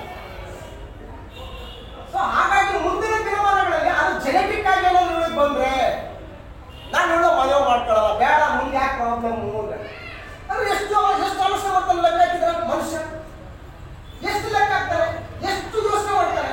ಯಾವುದನ್ನು ಹಾಗೆ ತಗೊಳ್ಳಲ್ಲ. ಒಳ್ಳೆ ಉದ್ಯೋಗದಲ್ಲಿದ್ದಾರೆ, ಒಬ್ಬೊಬ್ಬರು ಒಳ್ಳೆ ರಿಚ್ ಆಗಿದ್ದಾರೆ, ಸೌಂಡ್ ಪಾರ್ಟಿಗಳು, ಎಷ್ಟು ಯೋಚನೆ ಮಾಡ್ತಾರೆ ಮನುಷ್ಯ. ಯಾವುದನ್ನು ಈಸಿ ತಗೊಳ್ಳಲ್ಲ. ಮತ್ತು ನಾವು ತುಂಬಾ ಈಸಿ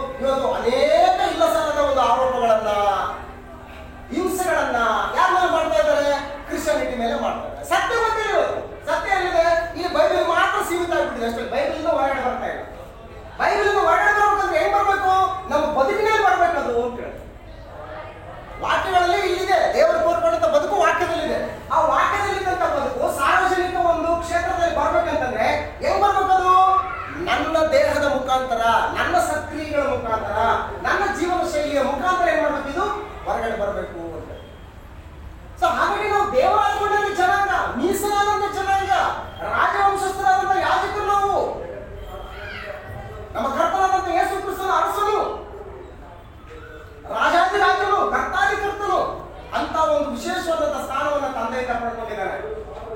ಆತನ ವಂಶಸ್ಥರೆಲ್ಲರೂ ಕೂಡ ನಾವು ಹೇಗಿರ್ಬೇಕು, ನಾವು ಬದುಕು ಹೆಂಗಿರ್ಬೇಕು, ನಮ್ಗೆ ಆರಾಧನೆ ಅಂತಂದ್ರೆ ಟೈಮ್ ಅಂದ್ರೆ ಟೈಮು.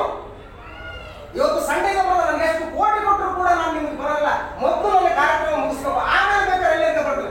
ಇದು ಏನಾಗುತ್ತೆ, ಓಹೋ ನೀವು ಕ್ರಿಶ್ಚಿಯನ್ನ, ಈ ರೀತಿಯಾದಂತಹ ಜೀವಿತ ನಿಮ್ದು ಅಂತೇಳಿ ಏನಾಗುತ್ತೆ, ಇನ್ನೊಬ್ಬರಿಗೆ ಟ್ರಾನ್ಸ್ಫರ್ ಆಗುತ್ತೆ. ಅಯ್ಯೋ ಸಂಡೇನ ಆಯ್ತು ಸರ್, ಚರ್ಚ್ ಇಲ್ಲದೆ ಇದ್ರೆ ಪರವಾಗಿಲ್ಲ ಸರ್, ನಾನು ನಿಮ್ಮಲ್ಲಿ ಬಂದ್ಬಿಡ್ತೀನಿ ಸರ್, ಮತ್ತೆ ಈ ಕೆಲಸ ಮುಗಿಸ್ಬಿಡ್ತಾರೆ, ಅಲ್ಲ ಇದ್ದಂತೆ ಸರ್, ಈ ಸಂಡೇ ನೆಕ್ಸ್ಟ್ ಸಂಡೇ ಹೋಗೋಣ. ಏನ್ ಸಂದೇಶ ಕೊಡ್ತೀನಿ ನಾನು ಅವರಿಗೆ, ಏನ್ ಸಂದೇಶ ಕೊಡ್ತೀನಿ? ಇವತ್ತು ಮುಸ್ಲಿಮರ ಬಗ್ಗೆ ಹೇಳ್ತಾ ಇರ್ತಾರೆ ತುಂಬಾ ಜನ, ಅಯ್ಯೋ ಅವ್ರು ಶುಕ್ರವಾರ ಬಂದ್ರೆ ಸಾಕು, ಎಂತ ವ್ಯಾಪಾರನೇ ಇರಲಿ ಅವ್ರೇನ್ ಮಾಡ್ತಾರಂತ, ಅವರು ಶಟರ್ ಮುಚ್ಚಿಬಿಟ್ಟು ಎಲ್ಲಿ ಹೋಗ್ತಾರಂತ, ಅವರು ನಮಾಜ್ ಹೋಗ್ತಾರೆ. ಯಾರು ಹೇಳ್ತಾ ಇದ್ರು ಇದನ್ನ? ಅವ್ರು ಏನಾದ್ರು ಬೋಧನೆ ಮಾಡ್ರ? ಅವ್ರು ಬೋಧನೆ ಮಾಡ್ರ, ಹೋಗ್ಬಿಟ್ಟು ಕುರಾನ್ ತಗೊಂಡ್ಬಿಟ್ಟು ಬೋಧನೆ ಮಾಡ್ರ? ಇಲ್ವಲ್ಲ.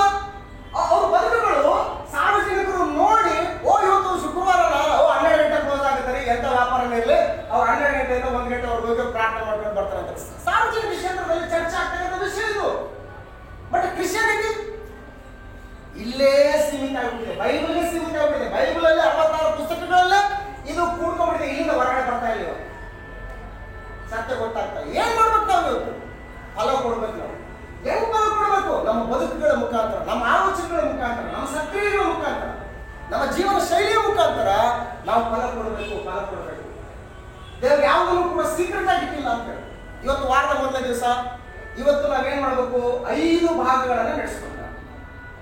5 ಭಾಗಗಳು. 1 ಹಾಡು, 2ನೇದು ಪ್ರಾರ್ಥನೆ, 3ನೇದು ಬೋಧನೆ, 4ನೇದು ಕರ್ತನ ಭೋಜನದಲ್ಲಿ ಪಾಲ್ಗೊಳ್ಳಲು, 5ನೇದು ಕಾಣಿಕೆ. ಈ 5 ಭಾಗಗಳಲ್ಲಿ ವಾರದ ಮೊದಲನೇ ದಿವಸ ಪ್ರತಿಯೊಬ್ಬ ನಿಜ ಕ್ರೈಸ್ತನು ಎಲ್ಲಿದ್ರೂ ಕೂಡ ಈ 5 ಭಾಗಗಳನ್ನು ನೆರವೇರಿಸ್ತಾನೆ. ಮುಗಿತಾ? ಸಂಡೇ ಮುಗಿತು. ನೆಕ್ಸ್ಟ್ ಡೇ 3 ಕಾರ್ಯಕ್ರಮಗಳನ್ನ ಪ್ರತಿದಿನ ಮಾಡಬೇಕು ಅಂತ ಹೇಳ್ತಾರೆ. 3 ಕಾರ್ಯಕ್ರಮಗಳು. ಏನು 3 ಕಾರ್ಯಕ್ರಮಗಳು? ಪ್ರಾರ್ಥನೆ, ಹಾಡು, ವಾಕ್ಯ ಬೋಧನೆ. ಕಾಣಿಕೆ ವಾರದ ಮೊದಲನೇ ದಿವಸ ಹಾಕ್ಬೇಕು ಅಂತ ಹೇಳಿ ಕೊರಿಂಥ ಪತ್ರಿಕೆಯಲ್ಲಿ ಹೇಳ್ತಾರೆ. ರೊಟ್ಟಿ ಮುರಿಯುವ ನಿಯಮ ಯಾವಾಗ? ವಾರದ ಮೊದಲನೇ ದಿವಸದಲ್ಲಿ ಅಂತ ಹೇಳ್ತಾರೆ. ಸೊ ಇನ್ನು ಮಿಕ್ಕಿದ ದಿವಸದಲ್ಲಿ ಏನ್ ಕಾರ್ಯಕ್ರಮ ಮಾಡಬೇಕು? 3 ಕಾರ್ಯಕ್ರಮಗಳು ಮಾಡಬೇಕು. ಏನ 3 ಕಾರ್ಯಕ್ರಮಗಳು? ಪ್ರಾರ್ಥನೆ. ಯಾವಾಗಲೂ ನೀವೇನ್ ಮಾಡ್ಬೇಕು? ಪ್ರಾರ್ಥನೆ ಮಾಡ್ರಿ. ಬೇಸರಗೊಳ್ಳದೆ ಪ್ರಾರ್ಥನೆ ಮಾಡ್ರಿ. ಇದು ಒಂದು ಭಾಗ. ಎರಡನೇದು ಹಾಡುಗಳನ್ನು ಹಾಡಾಡ್ತಾ ಇರ್ಬೇಕು. ಸ್ತುತಿಗೀತೆಗಳು. ಕೊಲಸ ಪತ್ರಿಕೆಯಲ್ಲಿ, ಎಫೆಸ ಪತ್ರಿಕೆಯಲ್ಲಿ ನಾವು ಸಂಗೀತದಲ್ಲಿ ಗಮನಿಸ್ತೀವಿ. ನಾವು ಏನಿದೆ? ಕೀರ್ತನೆಗಳಿಂದಲೂ, ಸಂಗೀತಗಳಿಂದಲೂ, ಆತ್ಮ ಸಂಬಂಧವಾದಂತಹ ಹಾಡುಗಳಿಂದಲೂ ನಿಮ್ಮ ಹೃದಯಗಳಲ್ಲಿ ಗಾನ ಮಾಡುತ್ತಾ, ಒಬ್ಬರಿಗೊಬ್ಬರು ಉಪದೇಶ ಮಾಡಿಕೊಳ್ಳುತ್ತಾ, ದೇವರನ್ನ ಕರ್ತನಾದ ಯೇಸು ಕ್ರಿಸ್ತನ ಮೂಲಕ ಏನ್ ಮಾಡಿ ನೀವು ಕೊಂಡಾಡ್ರಿ ಅಂತ ಹೇಳಿ. ಇದು ಯಾವಾಗಲೂ ವಾಕ್ಯ ಬೋಧನೆ ಮುಖಾಂತರ ಈ ಆರಾಧನೆ ಕಾರ್ಯಕ್ರಮ ಅಂತಕ್ಕಂಥದ್ದು ಪ್ರತಿದಿನ ನಡೀಬೇಕಿದೆ. ವಾರದ ಮೊದಲನೇ ದಿವಸ ಅಂತಕ್ಕಂಥದ್ದು ಈ 5 ಭಾಗಗಳುಳ್ಳ ಕಾರ್ಯಕ್ರಮ ನಡೆಯುತ್ತೆ. ಸೊ ಹಾಗಾಗಿ ಕ್ರಿಶ್ಚಿಯಾನಿಟಿ ಅಂತಕ್ಕಂಥದ್ದು ಬಹಳ ವಿಶೇಷವಾದಂಥ ಜೀವನ. ಇದು ವಿಶೇಷವಾದಂಥ ಜೀವನ. ಇವತ್ತು ದೇವರು ಏನಾದರೂ ಇವತ್ತು ಭೂಮಿ ಮೇಲೆ ಸಕಾಲಕ್ಕೆ ಮಳೆ ಬೆಳೆಯನ್ನ, ಸಮೃದ್ಧಿಕರವಾದಂಥ ವಾತಾವರಣವನ್ನ ಇವತ್ತೇನಾದ್ರೂ ದಯಪಾಲಿಸ್ತಾ ಇದ್ದಾರೆ ಅಂತಂದ್ರೆ ಅರ್ಥ ಅದಕ್ಕಿರ್ತಕ್ಕಂಥ ಕಾರಣವಂದರೆ ದೇವರ ವಾಕ್ಯಾನುಸಾರವಾಗಿ, ದೇವರ ಚಿತ್ತಾನುಸಾರವಾಗಿ, ದೇವರ ಸಂಕಲ್ಪಕ್ಕನುಸಾರವಾಗಿ ಬದುಕ್ತಕ್ಕಂಥವರ ನಿಮಿತ್ತವಾಗಿ ಏನ್ ಮಾಡ್ತಾ ಇದ್ದಾರೆ, ಇವತ್ತೆಲ್ಲವನ್ನು ಮಾಡ್ತಾ ಇದ್ದಾರೆ. ಇವತ್ತು ಅದನ್ನು ನಾವು ಮರಿಬಾರ್ದು. ನಿಜ ಕ್ರೈಸ್ತರು ಇವತ್ತು ಯಾವುದನ್ನು ವಿಷಯನ ಮರಿಬಾರ್ದು. ಹಾಗಾಗಿ ಪ್ರಿಯರೇ, ಇದು ಕೊನೆಯ ಹಂತದಲ್ಲಿ ನಾವಿದ್ದೀವಿ. ಅಂತ್ಯ ಕಾಲಗಳಲ್ಲಿ ನಮ್ಮ ಜೀವಿತಗಳನ್ನ ಮುಂದುವರಿಸ್ತಾ ಇದ್ದೀವಿ. ನಾವು ಫಲ ಕೊಡಬೇಕು. ಫಲ ಕೊಡಲಾರ್ದ ಕೊಂಬೆಯನ್ನು ಏನ್ ಮಾಡ್ತಾ ಇದ್ದಾರೆ? ಪ್ರತಿ ಒಂದು ಕೊಂಬೆಯನ್ನ ಅದನ್ನು ಕಳೆದು ಹಾಕ್ತಾನೆ. ಯಾಕೆ ವೇಸ್ಟ್ ಮಾಡಬೇಕು ಅಂತ ಹೇಳಿ. ಇವತ್ತು ದೇವರು ಒಂದು ವೇಳೆ ಈ ನಿರ್ಧಾರ ಏನಾದ್ರು ಮಾಡಿದ್ರೆ ನಾವು ಈ ಭೂಮಿ ಮೇಲೆ ಇರಕ್ಕಾಗ್ತದ? ದೇವರೇ ನಮ್ಮನ್ನ ಬೇಡ ಈ ಭೂಮಿ ಮೇಲೆ ಅಂದ್ರೆ ನಮ್ಮನ್ನು ಯಾರು ಇಟ್ಕೊಳ್ತಾರೆ? ಇಲ್ಲಿ ಎಂತೆಂತ ದೊಡ್ಡ ದೊಡ್ಡ ವೈದ್ಯರು ಅವ್ರು ಆಪರೇಷನ್ ಮಾಡ್ಬೇಕಾದ್ರೆ, ಅವ್ರು ಟ್ರೀಟ್ಮೆಂಟ್ ಮಾಡ್ಬೇಕಾದ್ರೆ ಅವ್ರು ಹೇಳ್ತಾರೆ ಒಂದು ಮಾತು, ಏನಂದ್ರೆ ನಮ್ಮ ಕರ್ತವ್ಯ ದೇವರು ನಮ್ಗೆ ಕೊಟ್ಟ ಜ್ಞಾನದಿಂದ ಈ ಒಬ್ಬ ರೋಗಿಗೆ, ಈ ಒಬ್ಬ ಪೇಷಂಟ್ಗೆ ನಾನು ಯಾವ ರೀತಿ ಟ್ರೀಟ್ಮೆಂಟ್ ಮಾಡಬೇಕು ಅದನ್ನ ನಾನು ಮಾಡ್ತೀನಿ ಅಷ್ಟೇ. ಇನ್ನು ಮಿಕ್ಕಿದಲ್ಲಿ ಯಾರ ಕೈಯಲ್ಲಿದೆ? ದೇವ್ರ ಕೈಯಲ್ಲಿದೆ. ಆ ಆಪರೇಷನ್ ಮಾಡಿಸ್ಬೇಕಾದ್ರೂ ಕೂಡ ಸೈನ್ ಮಾಡಿಸ್ಕೊತಾರೆ. ಕೆಲಸದಿಂದ ಏನಾದರೂ ಅನಾಹುತ ಆಗಿ ಒಂದು ವೇಳೆ ಪ್ರಾಣ ನಷ್ಟ ಏನಾದರೂ ಆದರೆ ಅದಕ್ಕೆ ವೈದ್ಯರು ಕಾರಣರಲ್ಲ, ಆಸ್ಪತ್ರೆ ಯಾವ ಸಿಬ್ಬಂದಿ ಕೂಡ ಕಾರಣರಲ್ಲ. ನಮ್ಮ ಕೆಲಸ ನಾವು ಮಾಡ್ತೀವಿ ಅಂತೇಳಿ ನೀವು ಒಪ್ಪಿಕೊಂಡು ಸೈನ್ ಮಾಡಿದ್ರೆ ಅವ್ರು ಮುಂದಿನ ಪ್ರಾಸೆಸ್ ಹೋಗ್ತಾರೆ. ಇಂತಹ ವೈದ್ಯರೇ ಕೈ ಎತ್ತಿದ ಮೇಲೆ ವೈದ್ಯರಿಗಿಂತಲೂ ಘನವೈದ್ಯರು ನಾವು ಇವತ್ತು ಭೂಮಿ ಮೇಲೆ ಇರಬಾರ್ದು ಅಂದ್ರೆ ನಮ್ಮನ್ನು ಇರಿಸೋರು ಯಾರಿದ್ದಾರೆ? ಇವತ್ತು ದೇವರು ನಮ್ಮನ್ನು ಭೂಮಿ ಮೇಲೆ ಬದುಕಿಸ್ತಾ ಇದ್ದಾನೆ. ಏನಕ್ಕೋಸ್ಕರ? ಒಂದೇ ಒಂದು ಕಾರಣ. ಏನ ಕಾರಣ ಅಂತಂದ್ರೆ ನೀವು ಫಲ ಕೊಡ್ಬೇಕು. ನೀವು ಅಷ್ಟೇ, ನೀವು ಫಲ ಕೊಡ್ಬೇಕಷ್ಟೇ. ನೀವು ಕೊಡುವಂತ ಫಲ ಏನಾಗ್ಬೇಕು ಅದು ನಿಲ್ಲಬೇಕು. ಫಲ ಕೊಡ್ತದೆ. ಸಹೋದರಿ ತೋಟ ಇದೆ, ಆ ತೋಟಕ್ಕೆಲ್ಲ ಹೋದಾಗ ನಾವು ಗಿಡಗಳೇ ನೋಡೋದು. ತೆಂಗಿನ ಮರ ನೋಡು, ಫಲ ಇದೆ. ಆಮೇಲೆ ಏನೋ ಫ್ರೂಟ್, ಸ್ಟಾರ್ ಫ್ರೂಟ್ಸ್ ಇದೆ, ಆ ಗಿಡದಲ್ಲಿ ಏನಾದ್ರು ಬಂದಿದೆ ಅಂತ ನೋಡಿ. ಗೇರಣ್ಣಿದೆ, ಅಲ್ಲಿ ನೋಡು ಗೇರಣ್ಣ ಬಂದಿದೆ ಅಂತ ಹೇಳಿ. ಆ ಫ್ರೂಟ್ಸ್ ಬರೋದಕ್ಕಿಂತ ಮುಂಚೆ ಎಷ್ಟೋ ಫಲಗಳು ಏನ್ ಮಾಡ್ತವೆ? ಪರಿಪೂರ್ಣವಾದಂತಹ ಹಂತಕ್ಕೆ ಬೆಳಕಿಂತ ಮುಂಚೆನೆ ಏನಾಗಿರ್ತವು? ಬಿದ್ದೋಗಿರ್ತವೆ. ಫಲ ನಿಲ್ಲಲ್ಲ. ಇವತ್ತು ಅದನ್ನು ಒಂದು ಸ್ವಲ್ಪ ಪಕ್ಕಕ್ಕಿಡಿ. ಇವತ್ತು ಗರ್ಭಫಲಗಳು ಎಷ್ಟೋ ತಾಯಂದ್ರು ಗರ್ಭವನ್ನು ಧರಿಸಿಕೊಂಡು 3 ತಿಂಗಳು, 4 ತಿಂಗಳು, 5 ತಿಂಗಳಾದ್ರೂ ಕೂಡ ಅಭಾಷಣ ಆಗ್ತಾ ಇರ್ತದೆ. ಗರ್ಭ ನಿಲ್ಲಲ್ಲ, ಗರ್ಭ ಬಿದ್ದೋಯ್ತು ಅಂತ ಹೇಳಿ. ಸೊ ನಾವು ಕೊಡ್ತಕ್ಕಂಥ ಫಲ ಪ್ರಾರಂಭದಲ್ಲಿ ಕೊಟ್ಟಿರ್ಬೋದು, ಆ ಫಲ ಏನಾಗಲ್ಲ, ಪರಿಪೂರ್ಣ ಹಂತಕ್ಕೆ ಬರ್ಲಾರ್ದಲ್ಲಿ ಏನಾಗುತ್ತೆ? ಅದು ಬಿದ್ದೋಗುತ್ತೆ. ವೇಸ್ಟ್. ನಾವು ಕೊಡುವಂತ ಫಲ ನಿಲ್ಲಬೇಕು ಅಂತ ಹೇಳ್ತಾರೆ. ನಾವು ಕೊಡುವಂತ ಫಲ ನಿಂತರೆ ಅದು ದೇವರ ತೃಪ್ತಿಗೆ ಅದು ಅನುಕೂಲ ಆಗುತ್ತೆ. ಹಾಗಾಗಿ ನಾನು ಫಲ ಕೊಡ್ತಾ ಇದ್ದೀನ, ಪ್ರತಿದಿನ ನಾನು ಅನಾಲಿಸಿಸ್ ಮಾಡ್ಕೋಬಹುದು. ಪ್ರತಿ ಗಳಿಗೆ ನಾನು ಎಷ್ಟು ಮಟ್ಟಿಗೆ ಫಲ ಕೊಡ್ತಾ ಇದ್ದೀನಿ ನಾನು. ಯಾಕಂದ್ರೆ ನನ್ನ ಆಯುಷ್ಕಾಲ ಹೋಗ್ತಾ ಇದೆ, ದಿನಕ್ಕೆ ಹೋಗ್ತಾ ಇದೆ. ಈ ಲೋಕದಲ್ಲಿ ತುಂಬಾ ಜನರು ಸಂತೋಷ ಪಡುವಂತಹ ಕೆಲವು ಕಾರಣಗಳು ಏನಂತಂದ್ರೆ, ಸಂತೋಷ ಎಲ್ಲಿ ಪಡ್ತಾ ಇದ್ದಾರೆ, ಬಹಳಷ್ಟು ಜನರು ಎಲ್ಲಿ ಸಂತೋಷ ಪಡ್ತಾ ಇದ್ದಾರೆ ಅಂತಂದ್ರೆ ಹುಟ್ಟಿದ ದಿನಗಳು, ಬರ್ತ್ಡೇಸ್, ಆಮೇಲೆ anniversary days, wedding anniversary 25 years ಆಯಿತು, 50 ಇಯರ್ಸ್ ಆಯಿತು. ಈ ಥರ ಆನಿವರ್ಸರಿ ಆಮೇಲೆ ಬರ್ತ್ಡೇಸ್ಗಳು, ಇವುಗಳಿಗೆ ತುಂಬ ಆದ್ಯತೆ. ಅಲ್ಲಿ ಮಾತ್ರ ಸಂತೋಷ ಪಡ್ತಾ ಇದ್ದಾರೆ. ಸಂತೋಷ ಎಲ್ಲಿದೆ ಅಂತಂದ್ರೆ ಅಲ್ಲಿದೆ ಅಷ್ಟೇ ಸಂತೋಷ. ಅಷ್ಟಕ್ಕೆ ಆ ಸಂತೋಷ ಅಷ್ಟಕ್ಕೆ ಸೀಮಿತ ಅಷ್ಟೇ. ಇನ್ನು ಮಿಕ್ಕಿದ ದಿನಗಳಲ್ಲಿ ಸಂತೋಷ ಇಲ್ಲ ಮನುಷ್ಯನಲ್ಲಿ. ಆದರೆ ದೇವರು ತನ್ನ ಪ್ರಜೆಗಳಿಗೆ ಹೇಳ್ತಾ ಇದ್ದಾರೆ, ಯಾವಾಗಲೂ ಸಂತೋಷ ಪಡ್ರಿ ಅಂತ ಹೇಳ್ತಾರೆ. ಫಿಲಿಪ್ ಪತ್ರಿಕೆ 4ನೇ ಅಧ್ಯಾಯ. ಫಿಲಿಪ್ ಪತ್ರಿಕೆ ಏನ್ ಹೇಳ್ತಾನೆ? ಯಾವಾಗಲೂ ಏನ್ ಮಾಡ್ಬೇಕು? ಸಂತೋಷ ಪಡ್ರಿ. ತಿರುಗಿ ಹೇಳ್ತೀನಿ ಅಂತ ಹೇಳ್ತಾನೆ. ಆ ಮಾತನ್ನ ತಿರುಗಿ ಹೇಳ್ತೀನಿ. ಸಂತೋಷ ಪಡೆದ್ರೆ ನೀವು ಮರಿಬಾರ್ದು. ಸಂತೋಷ ಪಡ್ರಿ, ತಿರುಗಿ ಹೇಳ್ತೀನಿ. ಎಲ್ಲಿ? ಕ್ರಿಸ್ತನಲ್ಲಿ ಸಂತೋಷ ಪಡ್ರಿ ಅಂತ ಹೇಳಿ. ಸಂತೋಷದ ಬದುಕು ದೈವ ದಯಪಾಲಿಸ್ಕೊಂಡಿದ್ರು ಅಂತಂದ್ರೆ ಈ ಬದುಕಿನ ಸಂತೋಷದಿಂದ ಕಳೀತಾ ಕರ್ತನಾದ ಯೇಸು ಕ್ರಿಸ್ತನ ಸಾರೂಪ್ಯವನ್ನ ಪರಿಪೂರ್ಣವಾಗಿ ನಾವು ಹೊಂದಿಕೊಂಡು ಈ ಲೋಕದಲ್ಲಿ ನಾವು ಪ್ರವಾಸಿಗಳು, ಪರದೇಶಿಗಳೆಂಬಂತ ಆಲೋಚನೆಯಿಂದ ದೇವರು ಕೋರ್ಕೊಂಡಂತ ಫಲಗಳನ್ನ ಇವತ್ತು ನಾವು ಬಿಡಬೇಕಾದಂತ ಅವಶ್ಯಕತೆ ಇದೆ. ಆ ಫಲಗಳನ್ನ ಕೊಡದೇ ಇರ್ತಕ್ಕಂಥ ಪ್ರತಿಯೊಂದು ಕೊಂಬೆಯನ್ನ ಏನ್ ಮಾಡ್ತೀನಿ? ನಾನು ತೆಗೆದು ಹಾಕ್ತೀನಿ. ಎಲ್ಲಿ ಹಾಕ್ತೀನಿ? ಬೆಂಕಿಯಲ್ಲಿ ಹಾಕ್ತೀನಿ ಅಂತ ಹೇಳ್ತಾರೆ. ದೇವರು ಕೋರ್ಕೊಂಡಂತ ಫಲವನ್ನ ಕೊಡ್ಲಿಲ್ಲ ಅಂತಂದ್ರೆ ನಮ್ಮ ಅಂತಿಮ ಸ್ಥಿತಿ ಹೇಗಿರುತ್ತಂತಂದ್ರೆ ಅಗ್ನಿ ಆರದು, ಆತ್ಮ ಸಾಯದು ಅಂತ. ಅಲ್ಲಿ ಕಟಕಟನೆ ಅಲ್ಲೂ ಕಡಿಯೋಣ ಇರ್ತಕ್ಕಂಥ ಪರಿಸ್ಥಿತಿ ಅದು. ಅಲ್ಲೂ ಕಡಿಯೋಣ ಅಂತಕ್ಕಂಥ ಸ್ಥಿತಿ ಅದು. ಅಂತಹ ಸ್ಥಿತಿಗೆ ನಾವು ಯಾರು ಕೂಡ ಜಾರಬಾರ್ದು ಅನ್ನುವಂಥದ್ದು ದೇವರ ಒಂದು ಅಪೇಕ್ಷೆ ಇದೆ. ಅದಕ್ಕೆ ನಮ್ಮಲ್ಲಿ ಒಂದು ಪ್ರೀತಿ ಮಾಡ್ತಾ ಇದೆ. ಅದಕ್ಕೆ ನಮ್ಮಲ್ಲಿ ಒಂದು ತನ್ನ ಒಂದು ಶಿಕ್ಷಣದಲ್ಲಿ ನಮ್ಮನ್ನು ಬಲಪಡಿಸ್ತಾ ಇದೆ. ತನ್ನ ವಾಕ್ಯಗಳ ಮುಖಾಂತರ ನಮ್ಮನ್ನು ಎಚ್ಚರಿಸ್ತಾ ಇದೆ. ತನ್ನ ವಾಕ್ಯಗಳ ಮೂಲಕ ನಮಗೆ ಅಂಟಿಕೊಂಡಿರ್ತಕ್ಕಂಥ ಮಲಿನವನ್ನ ತೊಳಿತಾ ಇದ್ದಾರೆ. ತನ್ನ ವಾಕ್ಯ ಎಂಬ ಬೆಳಕಿನಲ್ಲಿ ಸರಿದಾರಿಯಲ್ಲಿ ನಮ್ಮನ್ನು ನಡೆಸ್ತಾ ಇದ್ದಾರೆ. ಇಷ್ಟೆಲ್ಲ ಉಪಕಾರ ಮಾಡಿದಂತ ದೇವರಿಗೆ ನಾನು ಫಲ ಕೊಡ್ತಾ ಇದ್ದೀನ. ಏನ್ ದೊಡ್ಡ ಚಾಲೆಂಜಸ್ಗಳು ಏನ್ ಕೊಟ್ಟಿರಲ್ಲ ಇವತ್ತು. ದೇವರು ದೊಡ್ಡ ಚಾಲೆಂಜ್ಗಳು ಏನ್ ಕೊಟ್ಟಿಲ್ಲ ರೀ. ಚಾಲೆಂಜಸ್ ಏನಿಲ್ಲ. ಏನ್ ಸಿಂಪಲ್ ಆತನ ಆಜ್ಞೆಗಳು ಬಹಳ ಸರಳವಾದಂತ ಆಜ್ಞೆ. ಒಂದು ಊರಿಗೆ ಹೋಗ್ತೀನಿ, ಟ್ರೈನ್ 10 ಗಂಟೆಗೆ ಇರುತ್ತೆ. ಎಷ್ಟು ಗಂಟೆಗೆ ಹೋಗ್ತೀನಿ ನಾನು? ಅಲ್ಲಿಗೆ ರೈಲ್ವೆ ಸ್ಟೇಷನ್ಗೆ ಎಷ್ಟು ಗಂಟೆಗೆ ಹೋಗ್ತೀನಿ ನಾನು? ಹೇಳಿ ನೋಡೋಣ, ಎಷ್ಟು ಗಂಟೆಗೆ ಹೋಗ್ತೀನಿ ನಾನು? 10 ಗಂಟೆ ಟ್ರೈನ್ ಇದೆ. ನಾನು ಎಷ್ಟು ಗಂಟೆ ಹೋಗ್ತೇನೆ ರೈಲ್ವೆ ಸ್ಟೇಷನ್ಗೆ?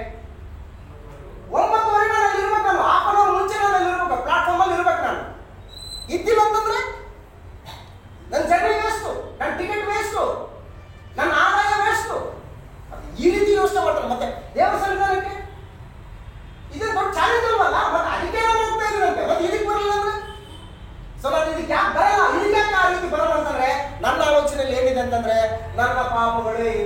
ಪಾಪನೇ ಮಾಡಿಲ್ಲ ನಾನು, ನನ್ಗೇನು ಶಿಕ್ಷೆನೇ ಇಲ್ಲ, ಏನೋ ಸುಮ್ಮನೆ ಟ್ರೆಡಿಷನಲ್, ಏನೋ ಸಂಪ್ರದಾಯ, ನಮ್ಮಪ್ಪ ಕ್ರಿಶ್ಚನು ನಮ್ಮಮ್ಮ ಕ್ರಿಶ್ಚನು ಅವರೆಲ್ಲ ಹೋಗ್ತಾ ಇದ್ರು, ನಾನು ಹೋಗ್ಬಿಟ್ಟು ಅಲ್ಲಿ ದೇವಸ್ಥಾನಕ್ಕೆ ಹೋಗಿ ಒಂದು ಪೂಜೆ ಮಾಡಿ ನಮಸ್ಕಾರ ಮಾಡಕ್ಕೆ ಬರ್ತೀನಿ ಅಷ್ಟೇ, ಮುಗಿತೀನಿ. ಇದನ್ನೇ ನೋಡಿದವ್ರು ಏನ್ ಮಾಡ್ತಾರೆ, ನೋಡ್ತಾರೆ, ಓ ಚರ್ಚಾ ಅಂತ ಹಿಂಗೆ ಇಡ್ತಾರೆ ಅಷ್ಟೇ. ಗೊತ್ತಿಲ್ಲ, ನಿಜ ಜೀವನ ಗೊತ್ತಿಲ್ಲ, ದೇವರ ವಾಕ್ಯದ ಒಂದು ಬೆಳಕವ್ರಿಗೆ ಗೊತ್ತಿಲ್ಲ. ಚರ್ಚ್ ಅಂದ್ರೆ ಇದು, ಕ್ರಿಶ್ಚಿಯನ್ ಅಂದ್ರೆ ಹಿಂಗೆ ಅಂತ ಹೇಳ್ಬಿಟ್ಟು ಅದು ಒಪ್ಕೊಂಡಿದ್ರು. ಇವಾಗ ನಾವು ತೋರಿಸ್ಬೇಕಲ್ಲ, ನಮ್ಮನ್ನ ಅಲ್ಲಿ ಬಿಟ್ಟಿಲ್ವಲ್ಲ, ಅಂಧಕಾರ ಗರ್ಭದಲ್ಲಿ ಇಲ್ವಲ್ಲ ನಾವಿವಾಗ, ನಮ್ಮನ್ನ ಅಲ್ಲಿಂದ ಕರ್ಕೊಂಡಿದ್ದಾನೆ, ತನ್ನ ಬೆಳಕಿನ ರಾಜ್ಯದಲ್ಲಿ ಸೇರಿಸಿದ್ದಾನೆ, ಆತನ ಗುಣಾತಿಶಯಗಳನ್ನ ಪ್ರಚುರ ಮಾಡುವವರು ಅಂತ ಹೇಳ್ಬಿಟ್ಟು ನಮ್ಮನ್ನ ಆರಿಸ್ಕೊಂಡಿದ್ದಾನೆ. ಏನ್ ಪ್ರಚುರ ಮಾಡ್ತಾ ಇದ್ದೀವಿ? ಗಟ್ಟಿಯಾಗಿ ಏನಾದ್ರು ಮಾತಾಡಿದ್ರೆ ದಯಮಾಡಿ ನನಗೆ ಕ್ಷಮಿಸಿ, ಗಟ್ಟಿಯಾಗಿ ಮಾತಾಡಿದ್ರೆ ದಯಮಾಡಿ ನನಗೆ ಕ್ಷಮಿಸಿ. ಯಾಕಂದ್ರೆ ಇದು ದೇವರ ವಾಕ್ಯ, ಇದು ದೇವರ ವಾಕ್ಯ. ಇವತ್ತು ಎಂತೆಂಥ ದೇಶಗಳು ದೇವರನ್ನ ತಿರಸ್ಕರಿಸಿದ ಕಾರಣಕ್ಕೋಸ್ಕರ ಇವತ್ತು ಆ ದೇಶದಲ್ಲಿ ಒಂದು ಹುಲ್ಲುಗಡ್ಡಿನೂ ಕೂಡ ಬೆಳೆಯಕ್ಕಾಗಿಲ್ಲ. ಇವತ್ತು ಸೊದೋಮ್ ಗೊಮೋರ ಪಟ್ಟಣ ಗೊತ್ತಾ ನಿಮಗೆ? ಸೊದೋಮ್ ಗೊಮೋರ ಪಟ್ಟಣದಲ್ಲಿ ಏನಾಗಿದೆ ಇವತ್ತು ಪರಿಸ್ಥಿತಿ? ದೇವರ ಕೋಪಕ್ಕೆ, ದೇವರ ತೀರ್ಪಿಗೆ, ದೇವರ ದಂಡನೆಗೆ ಗುರಿಯಾದಂತಹ ಆ ಪ್ರದೇಶಗಳಲ್ಲಿ ಇವತ್ತಿಗೂ ಕೂಡ ಒಂದು ಹುಲ್ಲುಗಡ್ಡಿನೂ ಬೆಳೆಯಕ್ಕಾಗದಿರ್ತಕ್ಕಂಥ ಪರಿಸ್ಥಿತಿ ಇವತ್ತು ನಿರ್ಮಾಣ ಆಗಿದೆ. ದೇವರು ಒಂದು ಮುಖ ಮಾತ್ರ ನೋಡ್ತಾ ಇದ್ದೀವಿ ನಾವು, ಆತನ ಪ್ರೀತಿ, ಆತನ ಕರುಣೆ, ಆತನ ದಯೆ, ಆತನ ಪರಾಮರಿಸುವಿಕೆ, ಆತನ ಒಂದು ಮಮತೆಯನ್ನು ನೋಡ್ತಾ ಇದ್ದೀವಿ ಹೊರತಾಗಿ ಇನ್ನೊಂದು ಮುಖನ ನೋಡ್ತಾ ಇಲ್ಲ ನಾವು. ಅದಕ್ಕೆ ಹೇಳ್ತೇನೆ, ಜೀವ ಸ್ವರೂಪನಾದ ದೇವರ ಕೈಯಲ್ಲಿ ಸಿಕ್ಕಿ ಬೀಳುವುದು ಭಯಂಕರ ಅಂತ ಹೇಳ್ತಾರೆ. ನಾವು ಹೊರಗಡೆ ಭಯಂಕರ ಅಂತ ಹೇಳ್ತೇವೆ, ಭಯಂಕರ ಅಂತ ಹೇಳ್ತಾರೆ. ಆತನ ಕೈಯಲ್ಲಿ ಸಿಕ್ಕಿಬಿಟ್ರೆ ಯಾರು ಕೂಡ ನಮ್ಗೆ ಬಿಡಿಸಕ್ಕಾಗಲ್ಲ. ಇವತ್ತು ಕೃಪೆ ಇವತ್ತು ನಮಗೆ ವಿಸ್ತರಣೆ ಆಗ್ತಾ ಇದೆ. ಕರ್ತನ ಯೇಸು ಕ್ರಿಸ್ತನ ಮುಖಾಂತರ ಕೃಪೆ ಮೇಲೆ ಕೃಪೆ ಕೊಡ್ತಾ ಇದ್ದಾನೆ ಇವತ್ತು ದೇವರು.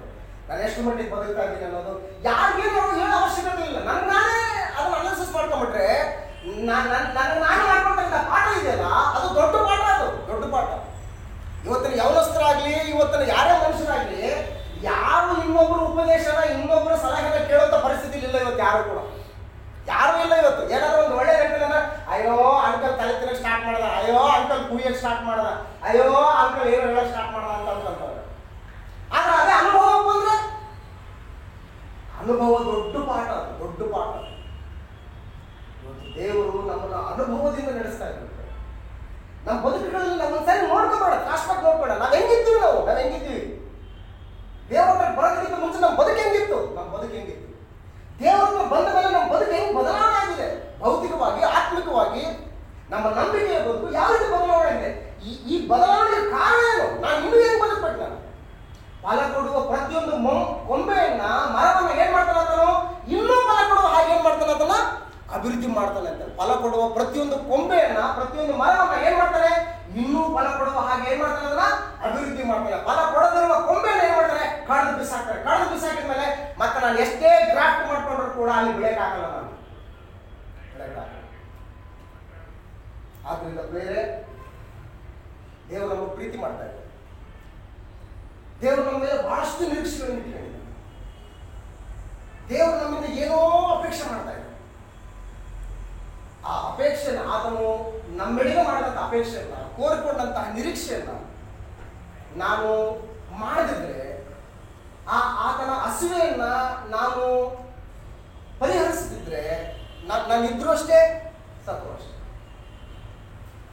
ತಂದೆ ತಾಯಿಗಳು ಇಳಿ ವಯಸ್ಸಿನಲ್ಲಿ ಮಕ್ಕಳುಗಳು ಅವ್ರಿಗೆ ಒಂದೊಬ್ಬತ್ತು ಊಟ ಹಾಕ್ಬಿಟ್ಟು, ಅಮ್ಮ ಚೆನ್ನಾಗಿದ್ಯಾ, ಊಟ ಮಾಡಿದ್ಯಾ, ಆರೋಗ್ಯವಾಗಿದ್ಯಾ ಅಂತ ಕೇಳದಿರುವಂತ ಮಕ್ಕಳು ಇದ್ರು ಅಷ್ಟೇ, ಸತ್ರು ಅಷ್ಟೇ. ಯಾವ ಮಕ್ಕಳು ಏನೋ ಸುಮ್ಮನೆ ಅಳದು ಬಿಟ್ಟಿದ್ವಿ ಅಷ್ಟೇ, ಯಾವ ಕೇಳ್ತಾ ಇಲ್ಲ. ತಂದೆ ತಾಯಿಗಳೇ ಹಿಂಗಂತೀವಿ ನಾವು ಲೋಕದಲ್ಲಿ. ಮತ್ತೆ ದೇವರು ಇವತ್ತಿಗೂ ದೇವರು ಆ ಮಾತಾಡ್ತ ಇಲ್ಲ, ಇವತ್ತಿಗೂ ಅಂತ ಇಲ್ಲ. ಇವತ್ತಿಲ್ಲ ನಾಳೆ ನನ್ನ ಮಗ ಫಲ ಕೊಡ್ತಾನೆ, ಇವತ್ತಿಲ್ಲ ನಾಳೆ ನನ್ನ ಮಗಳ ಫಲ ಕೊಡ್ತಾನೆ. ಇವರೆಲ್ಲರಿಗೋಸ್ಕರ ತನ್ನ ಪ್ರಾಣವನ್ನೇ ತ್ಯಾಗ ಮಾಡಿದಂತಹ, ತನ್ನ ಎಲ್ಲ ರಕ್ತವನ್ನು ಸುರಿಸಿದಂತಹ ನನ್ನ ಮಗ ಅವ್ರಿಗೋಸ್ಕರ ವಿಜ್ಞಾಪನೆ ಮಾಡ್ಕೊಳ್ತಾ ಇದ್ದಾನೆ ಅಂತೇಳಿ ದೇವರು ಇವತ್ತು ತಾಳ್ಮೆಯಿಂದ ಏನ್ ಮಾಡ್ತಾ ಇದ್ದಾನೆ? ಇವತ್ತು ಕಾಲ್ಕೊಳ್ತಾ ಇದ್ದಾನೆ. ತಾಳ್ಮೆಯನ್ನ ಯಾರು ಕೂಡ ಪರೀಕ್ಷೆ ಮಾಡ್ಕೊಂಡು ಹೋಗ್ತಾರೆ. ಅದಕ್ಕೊಂದು ಕನ್ನಡದಲ್ಲಿ ಗಾದೆ ಮಾತಿದೆ, ಬಡವನ ಕೋಪ ತವಡೆಗೆ ಮೂಲ ಅಂತ ಹೇಳಿ. ಅವನು ಬಡವ ಇದ್ದಾನೆ, ಅವನ ಮೇಲೆ ಏನೇ ತರ್ಪ ಮಾಡಿದ್ರು ನಡೀತದೆ, ಅವ್ನಿಗೆ ಏನಂದ್ರೂ ಕೂಡ ನಡೀತದೆ ಅಂತ ಹೇಳ್ಬಿಟ್ಟು ನಾನು ಅವನ ಮೇಲೆ ಎಷ್ಟೇ ಗಡ ಪ್ರಹಾರ ಮಾಡಿದ್ರು ಕೂಡ ಅವ್ನು ಸಹಿಸ್ಕೊಳ್ತಾನೆ ಅಂತಕ್ಕಂಥ ಸ್ಥಿತಿಯಲ್ಲಿ ನಾನು ಅವನ ಮೇಲೆ ಮುಗಿಬಿದ್ದಂತ ಇಟ್ಕೊಳ್ಳಿ. ಅವನೇನಾದ್ರು ತಿರುಗಿ ಬಿದ್ದರೆ ಅದು ಮೂಲ ಎಲ್ಲಿಗೆ ಹೋಗುತ್ತದು? ದವಡೆಗೆ ಬಿಡುತ್ತದೆ ಏಟದು. ಅವ್ರಿಗೂ ಒಂದು ಲಿಮಿಟ್ ಅಂತ ಇರ್ತಾನೆ. ಎಲ್ಲಿವರೆಗೂ ಸಹಿಸ್ಕೊತಾನೆ ಅವನು? ಅವ್ರಿಗೂ ಒಂದು ಲಿಮಿಟ್ ಇರುತ್ತೆ. ಅವನ ತಾಂಡಗೂ ಕೂಡ ಒಂದು ಇತಿಮಿತಿ ಅಂತ ಇರುತ್ತೆ. ಆ ಮಿತಿ ಮೀರಿದಾಗ ಎಂಥವ್ರು ಕೂಡ ತಿರುಗಿ ಬಿಡ್ತಾರೆ. ಹಿಂದೆ ನೋಡಿಲ್ಲನೋ ಅಂತ. ಅಯ್ಯೋ ಸೈಮನ್ ನಿಮ್ಗಿದಲ್ಲ, ನಾನು ಏನೋ ತಿಳ್ಕೊಂಡ್ಬಿಟ್ಟಿದ್ದೆ ನಾನು. ಅವ್ರು ಬಾಯಿ ನಿಂತ ಮಾತಾಡ್ಕೊಂಡು ಬಂದು ಅಯ್ಯಪ್ಪ ನಾನು ಏನೋ ತಿಳ್ಕೊಂಡಿದ್ದೆ ನಾನು. ಅದು ಎಲ್ಲಿವರೆಗೂ ಅಂತಂದ್ರೆ ಆ ಮನುಷ್ಯನ ತಾಳ್ಮೆಯ ಕಟ್ಟೆ ಒಡೆಯೋದಕ್ಕಿಂತ ಮುಂಚೆ, ತಾಳ್ಮೆಯ ಕಟ್ಟೆ ಏನಾದ್ರು ಒಡೆದು ಅಂತಂದ್ರೆ ನಿಜ ಸ್ವರೂಪ ಬಯಲಿಗೆ ಬರುತ್ತೆ. ದೇವರ ಕೋಪಕ್ಕೆ ತಡೆಕೊಳ್ಳೋದು ಯಾರು ಇಲ್ಲ ಅಂತ. ಆತನು ಭಯಂಕರನಾದಂಥ ದೇವರು ಅಂತ ಹೇಳ್ತಾರೆ. ಆತನು ದಹಿಸುವ ಅಗ್ನಿ ಅಂತ ಹೇಳ್ತಾರೆ. ಆತನ ಕೈಗೆ ಸಿಕ್ಬಿಡ್ಬಾರ್ದು. ಆತನ ಕೈಗೆ ಸಿಕ್ಕಿ ಬಿದ್ದರೆ ನಮ್ಮ ಗತಿ ಅದೋ ಗತಿ. ಕರ್ತನಾದ ಯೇಸು ಕ್ರಿಸ್ತನು ಕೂಡ ಬಂದು ಎಷ್ಟೇ ವಿಜ್ಞಾಪನೆ ಮಾಡಿಕೊಂಡ್ರು ಕೂಡ ದೇವರು ಕರ್ತನಾದ ಯೇಸು ಕ್ರಿಸ್ತನ ಮಾತನ್ನು ಕೂಡ ಕೇಳಲ್ಲ. ಆ ಸ್ಥಿತಿಗೆ ನಾವು ಹೋಗ್ಲಾರ್ದಂಗೆ ದಯಮಾಡಿ ಫಲ ಕೊಡ. ದೇವರು ನಮ್ಗೆ ಏನು ಕೊಟ್ಟಿದ್ದಾರೋ ಆ ಸ್ಥಿತಿಯಲ್ಲಿ ಪ್ರಾಮಾಣಿಕವಾಗಿ ನಡ್ಕೊಳ್ಳೋದಕ್ಕೆ ಪ್ರಯತ್ನ ಮಾಡಿ. ದೇವರು ನಮ್ಮನ್ನು ಅಭಿವೃದ್ಧಿ ಮಾಡ್ತಾರೆ. ನಾವೇ ಸರಿ ಇಲ್ಲ ಅಂದರೆ ದೇವ್ರು ಯಾರು ಕೂಡ ಇಲ್ಲಿ ಇದು ಮಾಡೋದು ಅಷ್ಟೇ. ಯಾರು ನಮ್ಮದೇ ಸಿಸ್ಟಮ್ ಇಲ್ಲ ಅಂತಂದರೆ ಈಗ ಇವರು ಬಂದಿದ್ದಾರೆ, ಪುಟ್ಟವ್ರು ಬಂದರು ಅಲ್ಲಿಂದ ಸುಮಾರು ಎಷ್ಟು 60 ಕಿಲೋಮೀಟರ್ ಹೆಚ್ಚು ಕಡಿಮೆ 60 ಕಿಲೋಮೀಟರ್ ದೂರದಿಂದ ಬಂದರು, 70 ಕಿಲೋಮೀಟರ್ ದೂರದಿಂದ ಬಂದರು. ನೋಡಿದ್ರು ನಾವು 4 ಜನ ಕೂತಿದ್ವಿ. ಅವ್ರ ಮನಸ್ಸಲ್ಲಿ ಏನು ನೋಡ್ತದೆ ಯಾರು ಗೊತ್ತದು? ಅವ್ರ ಮನಸ್ಸಲ್ಲಿ ಏನು ನೋಡ್ತದೆ ಯಾರು ಗೊತ್ತದು? ಅದು ದೇವ್ರು ಮಾಡ್ಬಾರ್ದು, ಅವಕಾಶ ಮಾಡ್ಕೊಡ್ಬಾರ್ದು. ನಾವು ಯಾರು? ನಾವು ದೇವ್ರು ನಮ್ಮನ್ನು ಹಾಕಿಕೊಂಡಿದ್ದಾನೆ. ಇದು ಒಳ್ಳೆ ಟೊಮೊಟೊ, ಇದು ಬೇಕು ನನಗೆ, ಇದು ನಾನು ಹಸಿರು ತಿಳಿಸ್ತದೆ, ಇದು ನನಗೆ ಇಷ್ಟ, ಇದು ನನಗೆ ಇಷ್ಟ, ಇದು ಪ್ರಚಾರ ಮಾಡ್ತದೆ, ಇದು ನನಗೋಸ್ಕರ ಬಂದಿದ್ದಾನೆ. ನಮ್ಮನ್ನು ಕರೆದಿದ್ದಾನೆ. ಚಿಕ್ಕಗಳಲ್ಲಿ ನಾನು ಹಾನೆಸ್ಟ್ ಆಗಿದ್ರೆ ದೇವ್ರು ಏನು ಮಾಡ್ತಾರೆ? ದೊಡ್ಡ ಪದವಿ ಕೊಡ್ತಾನೆ. ಚಿಕ್ಕದ್ರಲ್ಲಿ ಚಿಕ್ಕ ಕೆಲಸ. ಈಗ ಮಗಳಿಗೆ ಒಂದು ಚಿಕ್ಕ ಕೆಲಸ, ಅಮ್ಮ 100 ರೂಪಾಯಿ ಕೊಟ್ಬಿಟ್ಟು ಆ ಅಂಗಡಿಗೆ ಹೋಗ್ಬಿಟ್ಟು ಇದೆಲ್ಲ ತಗೊಂಬ ಅಂತ ಹೇಳ್ತೀನಿ ಅಂತ ಇರ್ತಾರೆ. ಮಗಳು 100 ರೂಪಾಯಿ ತಗೊಂಡು ಅಂಗಡಿಗೆ ಹೋಗಿ ಕರೆಕ್ಟಾಗಿ ಲೆಕ್ಕಪತ್ರ, ಆ ಟೊಮೊಟೊ ಇಷ್ಟು kg, ಈರುಳ್ಳಿ ಇಷ್ಟು, ಅದು ಇಷ್ಟು, ಇದು ಇಷ್ಟು ಎಲ್ಲ ಲಿಸ್ಟ್ ಮಾಡ್ಕೊಂಡು ಪಾಪ ತಗೋ ದುಡ್ಡು ಇಷ್ಟು ತಂದಿದ್ದೀನಿ ಇಷ್ಟು ತಗೊಂತ ಲೆಕ್ಕ ಕೊಟ್ಲು ಅಂತ ಇಟ್ಕೊಳ್ಳಿ. ಪ್ರಾಡಕ್ಟ್ ನೋಡ್ತೀನಿ, ಅಮೌಂಟ್ ನೋಡ್ತೀನಿ, ಕರೆಕ್ಟಾಗಿ ಟ್ಯಾಲಿ ಹೇಳ್ತೀನಿ ಅಂತ ಇಟ್ಕೊಳ್ಳಿ. ಏನು ಮಾಡ್ತೀನಿ ಮಗುಗೆ ನಾನು? ಗುಡ್ ಮಗ, ಇದು 1 ರೂಪಾಯಿ ತಗೋ, ನೀನು ಏನಾದ್ರು ಚಾಕ್ಲೇಟ್ ತಿನ್ನು ಅಂತೀನ? 1 ರೂಪಾಯಿ ತಗೋ, 5 ರೂಪಾಯಿ ತಗೋ, ನೀನು ಚಾಕ್ಲೇಟ್ ತಿನ್ನು. ಆಮೇಲೆ ಏನು ಮಾಡ್ತೀನಿ? ನೆಕ್ಸ್ಟು 500 ಕೊಟ್ಟು ಕಳಿಸ್ತೀನಿ ಅವಳಿಗೆ. ಯಾಕೆ 500 ಕೊಡ್ತೀನಿ? ಅವಳು ಚಿಕ್ಕದ್ರಲ್ಲಿ ಏನು ಮಾಡಿದ್ದಾಳೆ? ಅವಳು ನಂಬಿಕೆ ಉಳಿಸ್ಕೊಂಡಿದ್ದಾಳೆ. ಚಿಕ್ಕದ್ರಲ್ಲಿ ವ್ಯವಹಾರ ಕರೆಕ್ಟ್ ಮಾಡಿದ್ದಾಳೆ. 500 ಕೊಟ್ಟರು ಕೂಡ ಅವಳು ಕರೆಕ್ಟಾಗಿ ಮಾಡ್ತಕ್ಕಂಥ ಎಲಿಜಿಬಿಲಿಟಿ ಅವಳಲ್ಲಿ ಕಂಡಾಗಲೇ ನಾನು ಮತ್ತೆ ಒಂದು ಹಂತ ಜಾಸ್ತಿ ಅವಳಿಗೆ ಕೆಲಸ ಕೊಡ್ತೀನಿ. ನಾನು ಒಂದೊಂದಲ್ಲಿ ಸರಿ ಇಲ್ಲ ಅಂತಂದ್ರೆ ಇನ್ನು 2ನೇ ಹಂತ ನಮಗೆ ಕೊಡ್ತೇನೆ. It's serious. 2ನೇ ಹಂತ ನಾನು ತಗೊಳ್ಳೋಲ್ಲ. ನಿಮ್ಮ ಬದುಕೆ ಇಷ್ಟ ಕಣ, ಹೋಗೋ ನಿನ್ನೇನೋ ಮಾಡ್ಕೊಂಡು ಹೋಗಿ ಹಂಗೆ ಮಾಡ್ಕೊಂಡು ಏನೋ ನನ್ನ ಮಗನ ಹೆಸರು ಹೇಳ್ಬಿಟ್ಟು ನೀನು ಬಂದಿದೀಯಾ, ಏನೋ ನಿನ್ನೆ ನಡೆಸ್ಬೇಕು, ನಡೆಸ್ತೀನಿ ಅಂತಾನೆ ಅಷ್ಟೇ. ಅದು ಯಾರ ಮೂಲಕ? ತನ್ನ ಮಗನಾದಂಥ ಯೇಸು ಕ್ರಿಸ್ತನ ಮೂಲಕ ಅದು ಕಟ್ಟಿಸಿ ನಮ್ಮ ಮೇಲೆ ಇರೋದು. ಆತನ ಮಗನೂ ಆದಂಥ ಯೇಸು ಕ್ರಿಸ್ತನಿಲ್ಲ ಅಂತಂದ್ರೆ ಆ ಕಟ್ಟಿಸಿ ಕೂಡ ನಮ್ಮಲ್ಲಿಲ್ಲ. It is serious. ಇದು ಗಂಭೀರ. ಆಲೋಚನೆ ಮಾಡೋಣ. ದೇವ್ರಿಗೋಸ್ಕರ ಬದುಕೋಣ. ಯಾವ ಹೋಗ್ತೀವಿ ಗೊತ್ತಿಲ್ಲ. ಫಲ ಕೊಡೋರಾಗೋಣ. ಆ ಫಲ ನಿಲ್ಲುವಂಥದ್ದಾಗಬೇಕು. ಆ ಫಲ ಮುಂದಿನ ಪೀಳಿಗೆಗೆ ಏನಾಗಬೇಕು? ಆದರ್ಶ ಆಗಬೇಕು. ಮುಂದಿನ ಪೀಳಿಗೆಯವರು ಈಗ ಇವರೆಲ್ಲ ಇದ್ದಾರೆ, ಯೌವನಸ್ಥರೆಲ್ಲ ಇದ್ದಾರೆ. ಯೌವನಸ್ಥರ ಏನು ಸಂದೇಶ ಕೊಡ್ತೀವಿ? ಅವ್ರಂತಾರೆ ಅಯ್ಯೋ ನೀನೇ ಹಿಂಗಿಲ್ಲ ನಾನೇನು ಅಂತ. ನಾವೇನು ಉಪದೇಶ ಮಾಡೋದು ಅವಶ್ಯಕತೆ ಇಲ್ಲ. ನಮ್ಮ ಕ್ರಿಯೆಗಳು ಅವ್ರಿಗೆ ಏನು ಮಾಡ್ತಾರೆ? ಅವ್ರಿಗೆ ಪಾಠಗಳು. ಅಯ್ಯಪ್ಪ ನೀನು ನೋಡ್ತಾ ಇಲ್ವಾ, ನಿನ್ನ ಬದುಕು ನೋಡ್ತಾ ಇಲ್ವಾ, ನಿಂದೇನು ಮಾಡ್ಕೊ ಹೋಗು, ನಾನು ಮಾಡ್ಕೊತೀನಿ ಅಂತ. ಸಿಂಪಲ್. ಏನಿದೆ ದೊಡ್ಡ ಕಬ್ಬಿಣದ ಕಡಲೆಲ್ಲ ಇದು ಬದುಕು. ಬಹಳ ಸಿಂಪಲ್, ಸರಳ ಪ್ರಯತ್ನ. ಹಾಗಾಗಿ ಆಲೋಚನೆ ಮಾಡೋಣ.